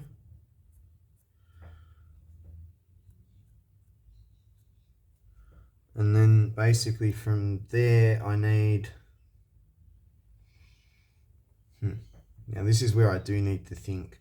I'm actually going to have to go get the other board because I already don't know which way these go. But basically what I need to do is work out which leg's got the twist in it and incorporate that on the board, and the traces have to stop just before the top of the board. Alright, so this is what I've come up with. This way I don't have to bend the transistor pins. Let's see if these are matched to each other or not. These transistors don't even really have to be matched anyway, to be honest.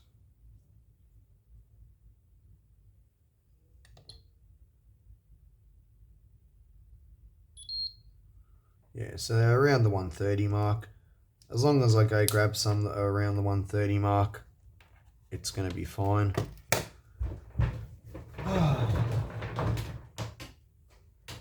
These are the 2SA 1480s. I've actually got like another 10 or 20 of each on the way because they're just such great transistors. Of all the transistors I've picked up to build amps with and experiment and stuff, when I was looking at the data sheets, these were some of the most amazing ones I've come across in my life. So, and I don't think they're made anymore. Well, no, they're almost definitely not made anymore. So, yeah, I'll be grabbing as many as I can. 127. Like I said, they're all the same batch, so this isn't going to be hard. Well, that took a long time, didn't it? So, actually, you know what? That's 2. I need 4 because I've still got to do the other board. Might end up running these at 10 milliamps, but I think 8's going to be alright. 129, I mean, yeah.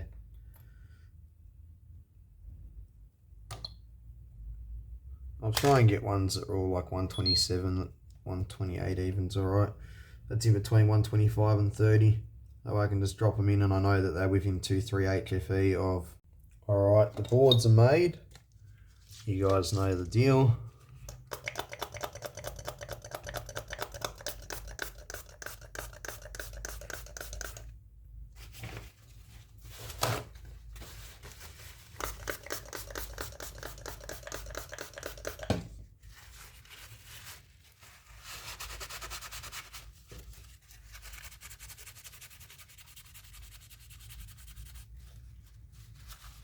I'll come back to them all and do them again, as usual.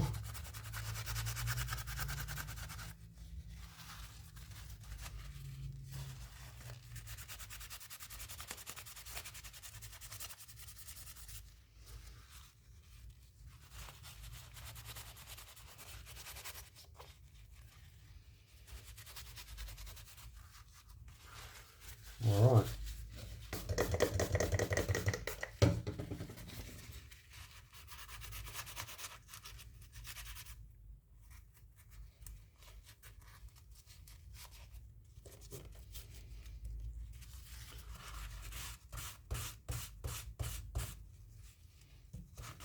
That's easier.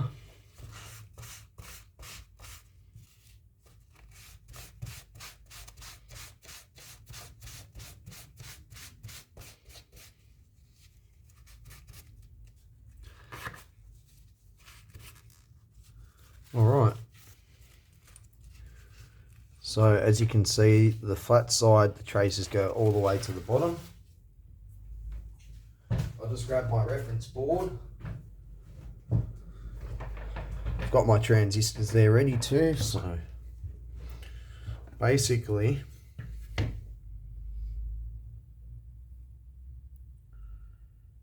what have we got here? So I haven't managed to do this wrong, have I?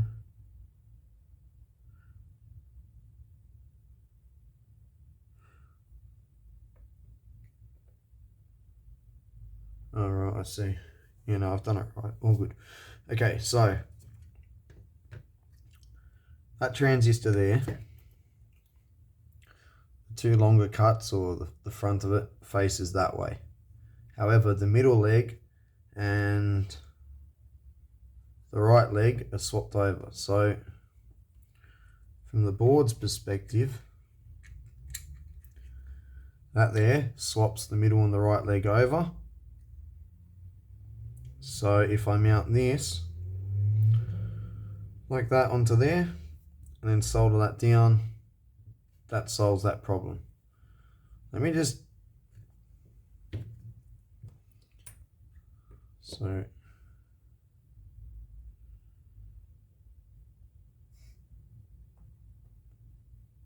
they go that way. Alright, now I need to work out how the other one goes. I presume it's the same sort of deal, but let's make sure. So that would go like that. That would swap the two legs around. And this time we want the back of the transistor on the board. So yeah, those two will go just with the transistor turned around. So yeah, that works. Problem solved. So I'm going to fit them on this board.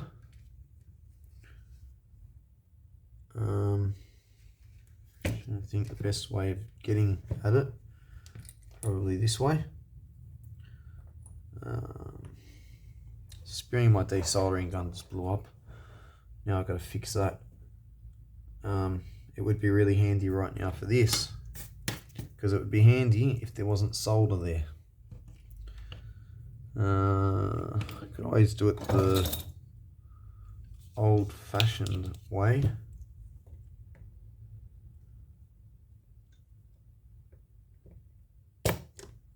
Yeah, alright. The good old solder sucker. I know a lot of people only use this. It works once you get used to using one, but I still don't like them even though I got used to using them. I don't know, once you get a desoldering gun, this and soldering wick just, it becomes annoying. That's the problem with us humans. We get luxuries and then we get used to the luxuries and then everything else is shit and we don't want it. Hey! Cats. I'll just...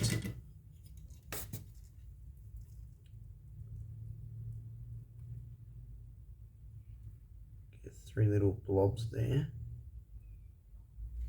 And onto that I'll drop another 3 blobs. Last one didn't really go to plan, but that should work. Get some on there.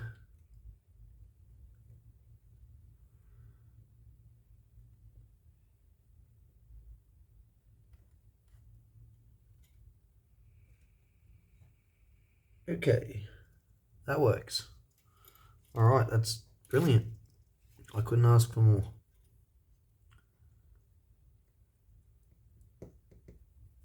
Oh, that is wonderful.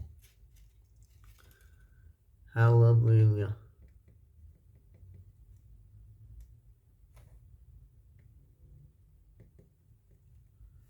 That's just brilliant. Hell yeah. Alright. Now, I've just realised something. I might... It's not perfectly straight, but that's alright.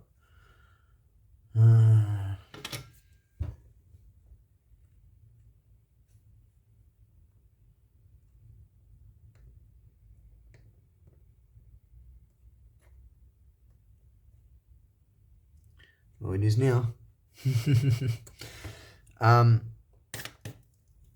Now the capacitor can go back straight too. That's nice because there's, you know, room there for the link and the transistor to solder onto it.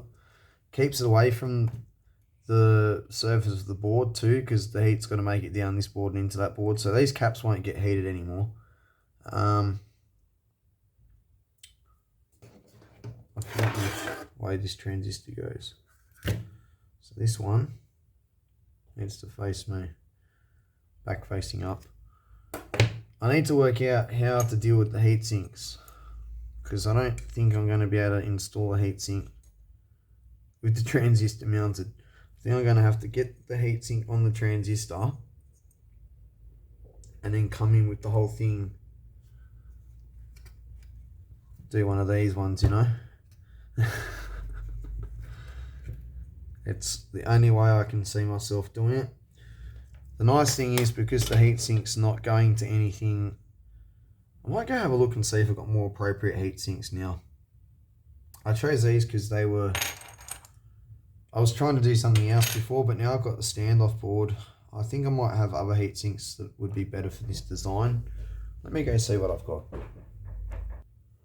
Alright, unfortunately that's all I've got for this. So I'll get these mounted up and then I'll just get one mounted up to start off with and then come back and install it.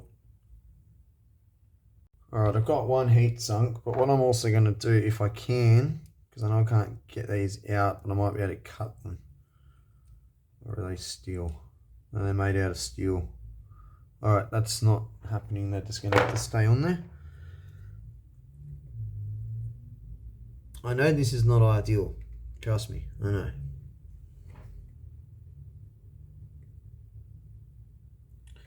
I'm just going to form the legs up so that I can, and then solder it on. Worst comes to the worst, I could always sort of super glue like a toothpick or something in between the board and the bottom of this, like in the center of the screw, so that it doesn't go like that. I don't think it will. I mean, if you give it vibration or drop the amp or something, yeah, but I mean, just sitting there, I don't think it will. Nah.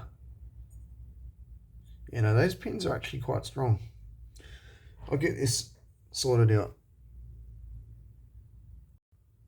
Alright, I've got the transistor ready, but I haven't put the link on there yet.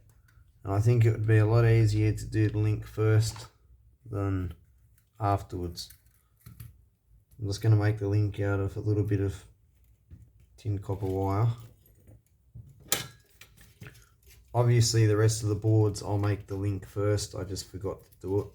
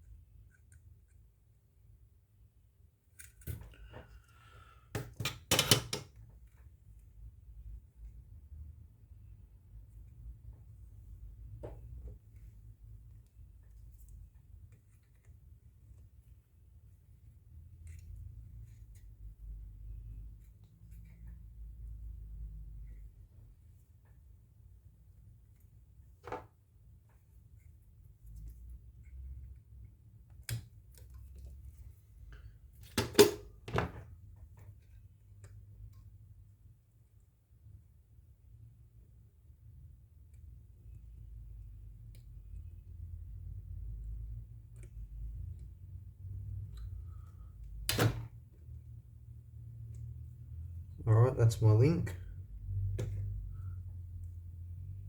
Almost perfect. Now it is perfect.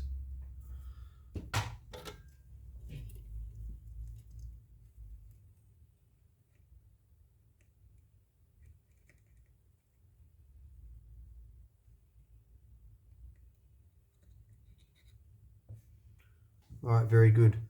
So I might just bend that into the middle a little bit, just so it's not right next to that capacitor shell. So now I can finally get the transistor on there. I formed the leads up so I can attach it.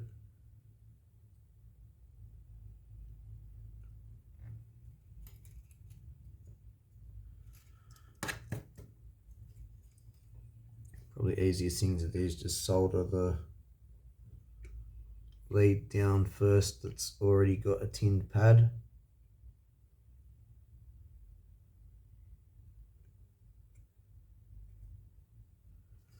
And then I can just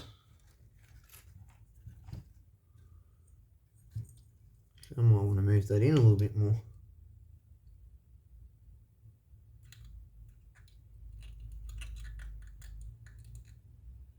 Bit limited for space. It's all good, I got it. Now I just need to solder the other two pins.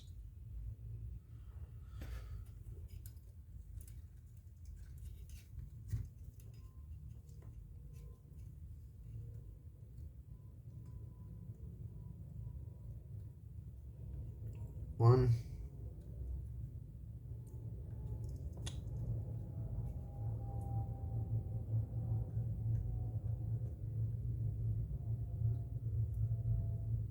Two. All right, that's that.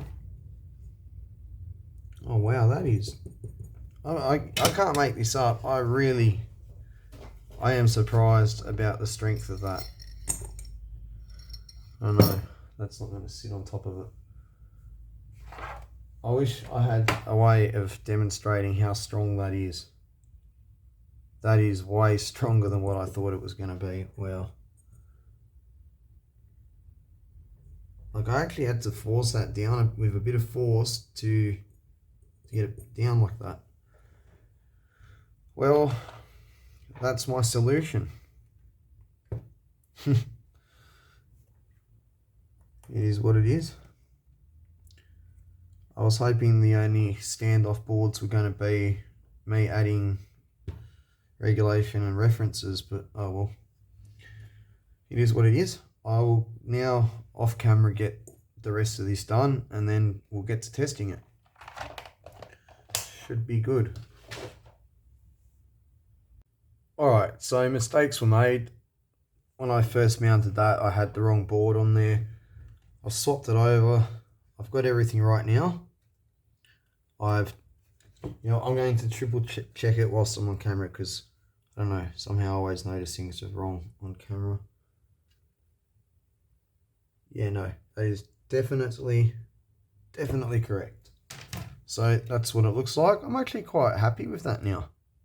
You know, when I was doing this, I was like, oh, I don't really like this. I really like it now. Go figure.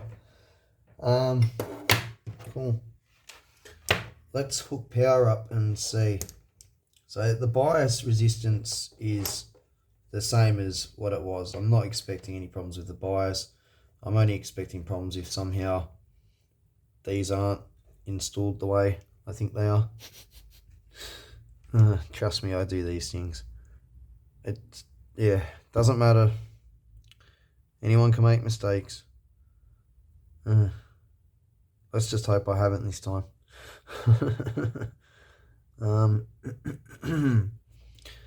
I'll get the multimeters on it. Start off with just looking at offset because that'll tell us straight away if the thing's actually alive or not. And I can look at the current on my power supplies. So let me just power this up. No. Something is terribly wrong. Terribly wrong. Oh man, I just had a feeling this was going to happen. This is why I've done one board at a time. Comparisons. So, I'm confused because I swear I just looked at it. It's inside pins that are swapped, inside two, and that's what's going on here. Yeah. That transistor faces down. That transistor faces up. Hold on a second. These are installed correctly. What?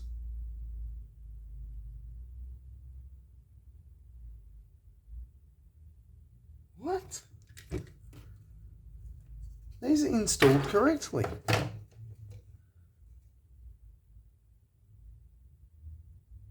didn't do anything else.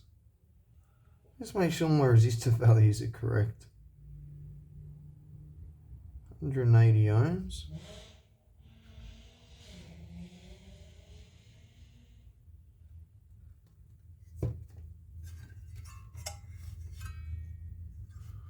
Let's just follow a bias circuit and make sure.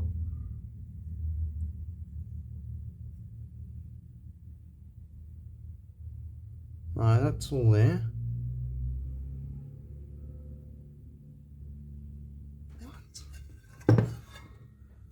I'm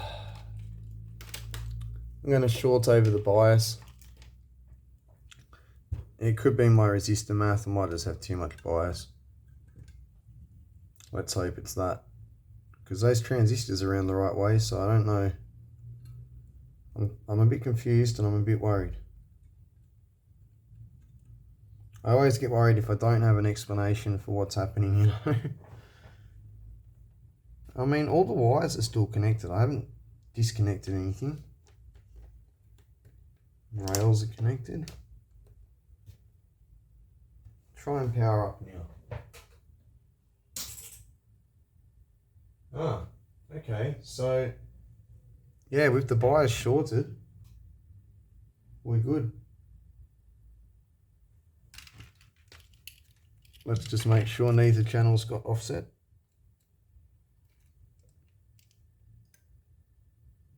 Beautiful. Beautiful. Okay. Something I've mucked up.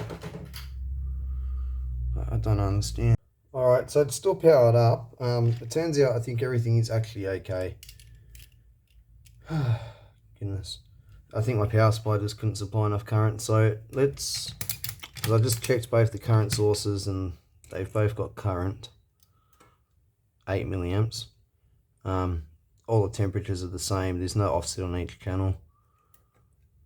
So I'm going to lift this side's clip off the bias spreader. Okay, so that looks like my resistor value is too high that I've chosen somehow.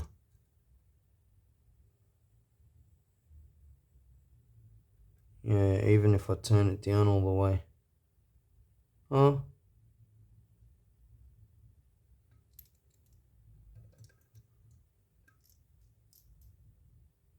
We'll see how that goes. I wanted 3.5 millivolts, but I can always tweak the resistor value. Tell you what, let's take a look at the other side.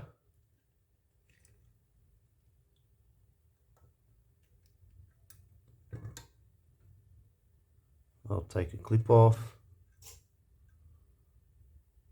Ooh. Hold on.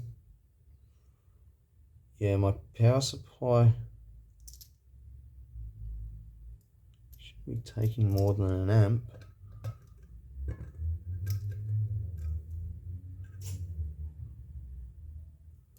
Why is that so damn high? Okay, I'm going to have to do one side at a time. I'll investigate what's going on in a minute. And what? Alright. That's better.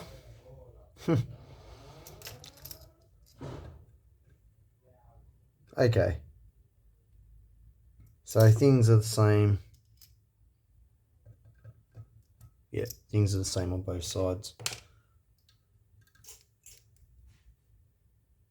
So, what I don't understand is why that's trying to take a whole amp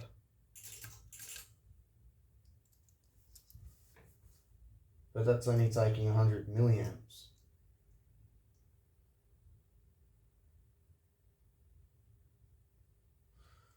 I'm just going to turn... Oh, you know what? My other power supply is limited to an amp. I'm a little bit concerned about this because at the moment, I'm not sure if current limiting on my supplies is playing with me or if there's actually something wrong here, and I don't want to just, you know, hook it up to the power supply and it just goes bang.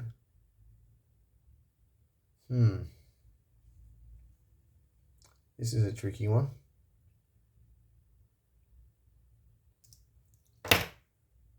Let me turn... let me think about this. Let me turn my supplies off.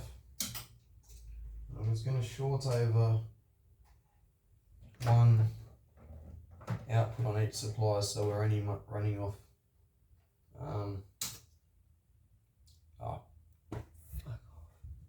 This happened to me yesterday. I turned my supplies on, and no shit, it popped a brand new 20 amp breaker that was literally fitted a couple of months ago and is made by Hager, not some cheap shitty breaker. I'll go turn my power back on. Alright, so power's back as you can see. I'm just going to turn the power supplies on again.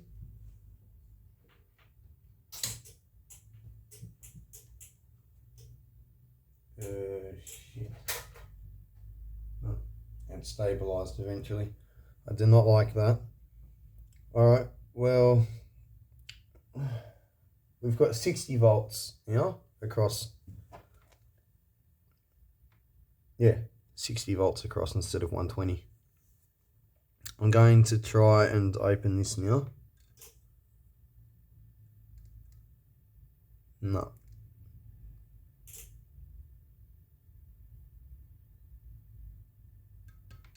There's just not a chance that that's going to work.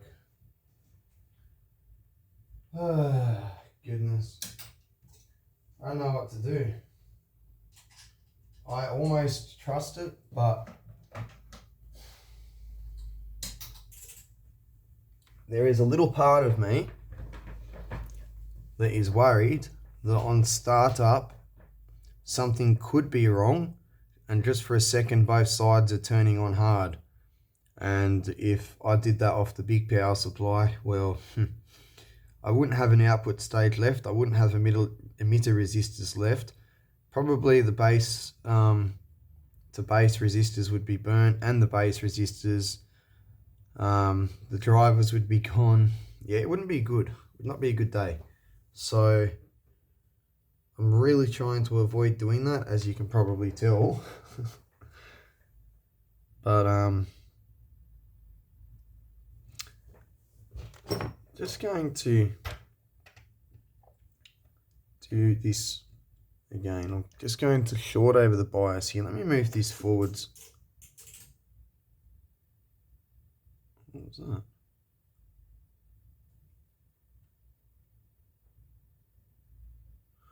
Okay, I'm going to move this over here for you guys. So I'm going to turn the bias off. I'm just going to watch my power supply as I open it for current spike. Okay, so there wasn't one there. When I do the other side, no. So why is it I can't do both at the same time? It's almost like something's wired wrong in between the two channels.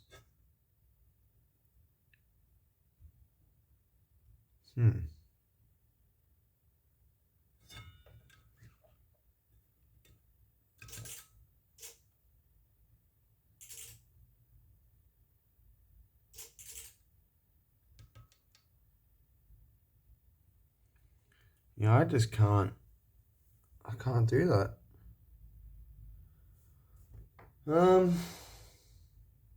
Jeez, man. I don't even know what to say right now. It could just be this Chinese power supply. Let me set it up off the other power supply. It's only 1 amp, but it doesn't have relays in it, and it's not Chinese. Alright, I'm going to try and power it up off of plus minus 30, but off of the one supply. Let me just make sure I've got this wired up right this time, because last time I swapped it over, I did not. Yeah, no, that's correct. Alright. Hey, hold on a sec. That actually does work. Oh, I've got both the bias things linked over. Realise you guys couldn't see that, sorry. I had these shorting the resistors.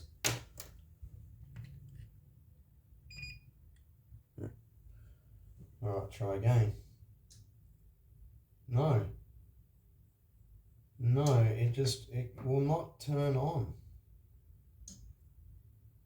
It tries to.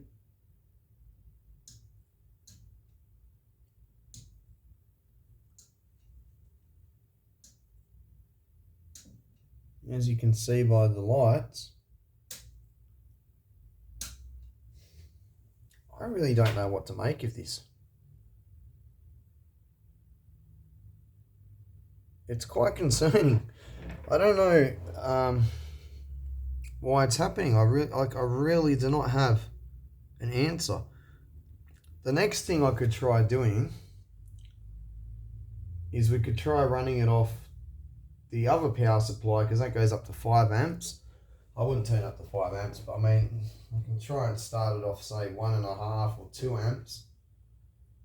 It could just be the peak inrush current is causing the relays or the constant current circuitry in the power supply to trip out, and that's all it is, and it's just oscillating.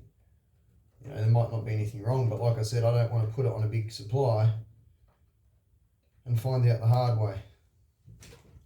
So just let me pause the video and reset up so that I can use this supply. Alright, I've set up for the other supply now.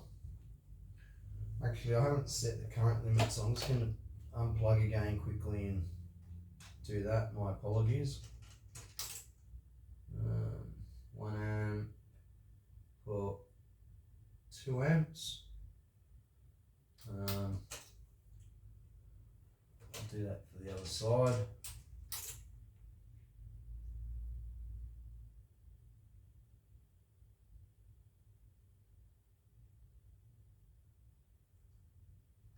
Alright.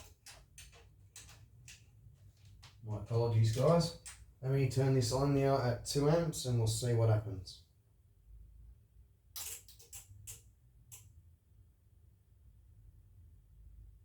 No. That tried to drink the whole 2 amps continuously. The voltage dropped down from 30 volts to 15 volts, and it tried to drink 2 whole amps, and I have not got a clue where on earth that power is going. I find this extremely odd. Both the channels work on their own, yet as soon as I try and bias both channels, this happens. I'll put the supplies back the way they were because it's not the supplies. I'm going to try something else. I've got the supply turned on, but the voltage of both rails turned down. Current's up. I'm going to try and turn the voltage up slowly by hand and we'll see what happens.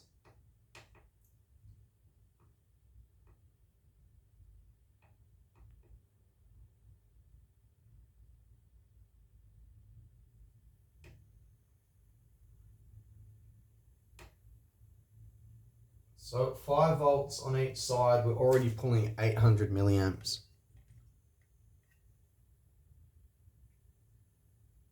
Oh, you know what it is? It is oscillation. I can hear these capacitors at the end of these long cables oscillating. We might be good. The way I've got this all wired up to, it's not exactly the best. You can get current pulses from everything going back into everything like that. So, hey, can you get down? Thank you. All right.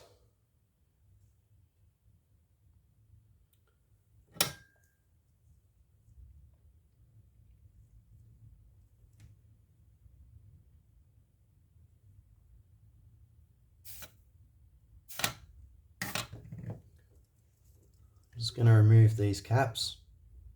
All right. I've got the capacitors disconnected. Let's see what happens. Still plus minus 30, but I'm turning the voltage up from 0, so here goes.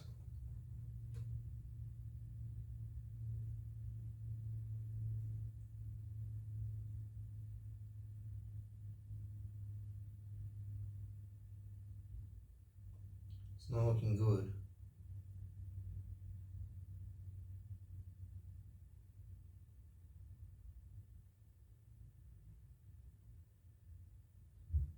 No.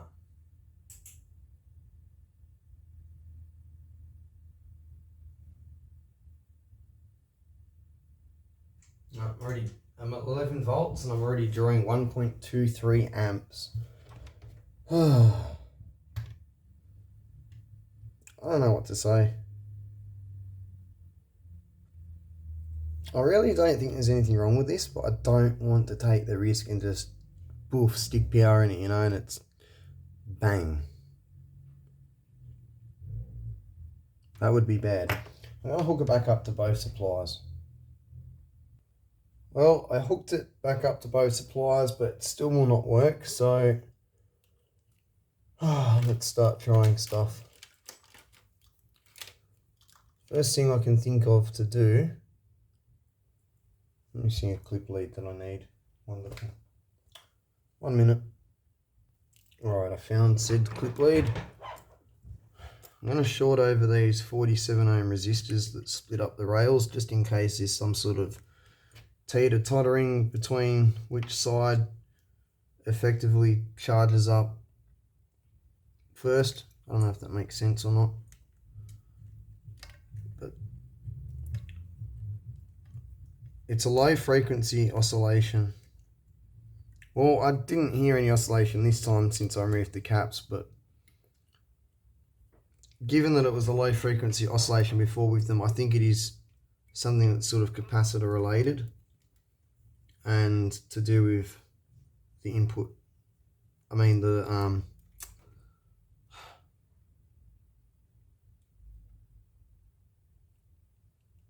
I've just gone blank on what I was saying. Never mind. The power input to the circuit is what I meant to say, not like something in the amplifier like the VAS stage or yeah. Anyway, let me just double check that's correct.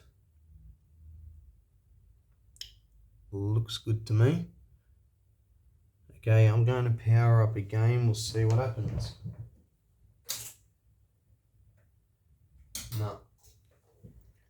No hope. So it's not that. Oh, goodness.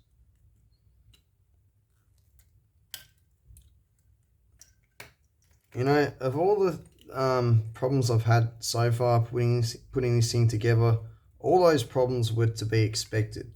You know, like I changed the output stage, I designed a new front end, bias and fast drive current and all that.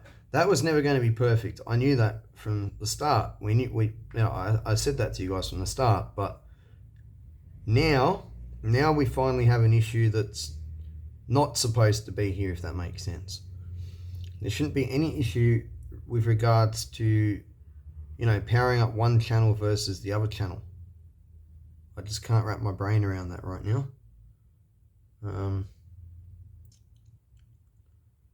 Everything's star grounded, star powered. It's done really well. I'm lost for words right now, to be honest.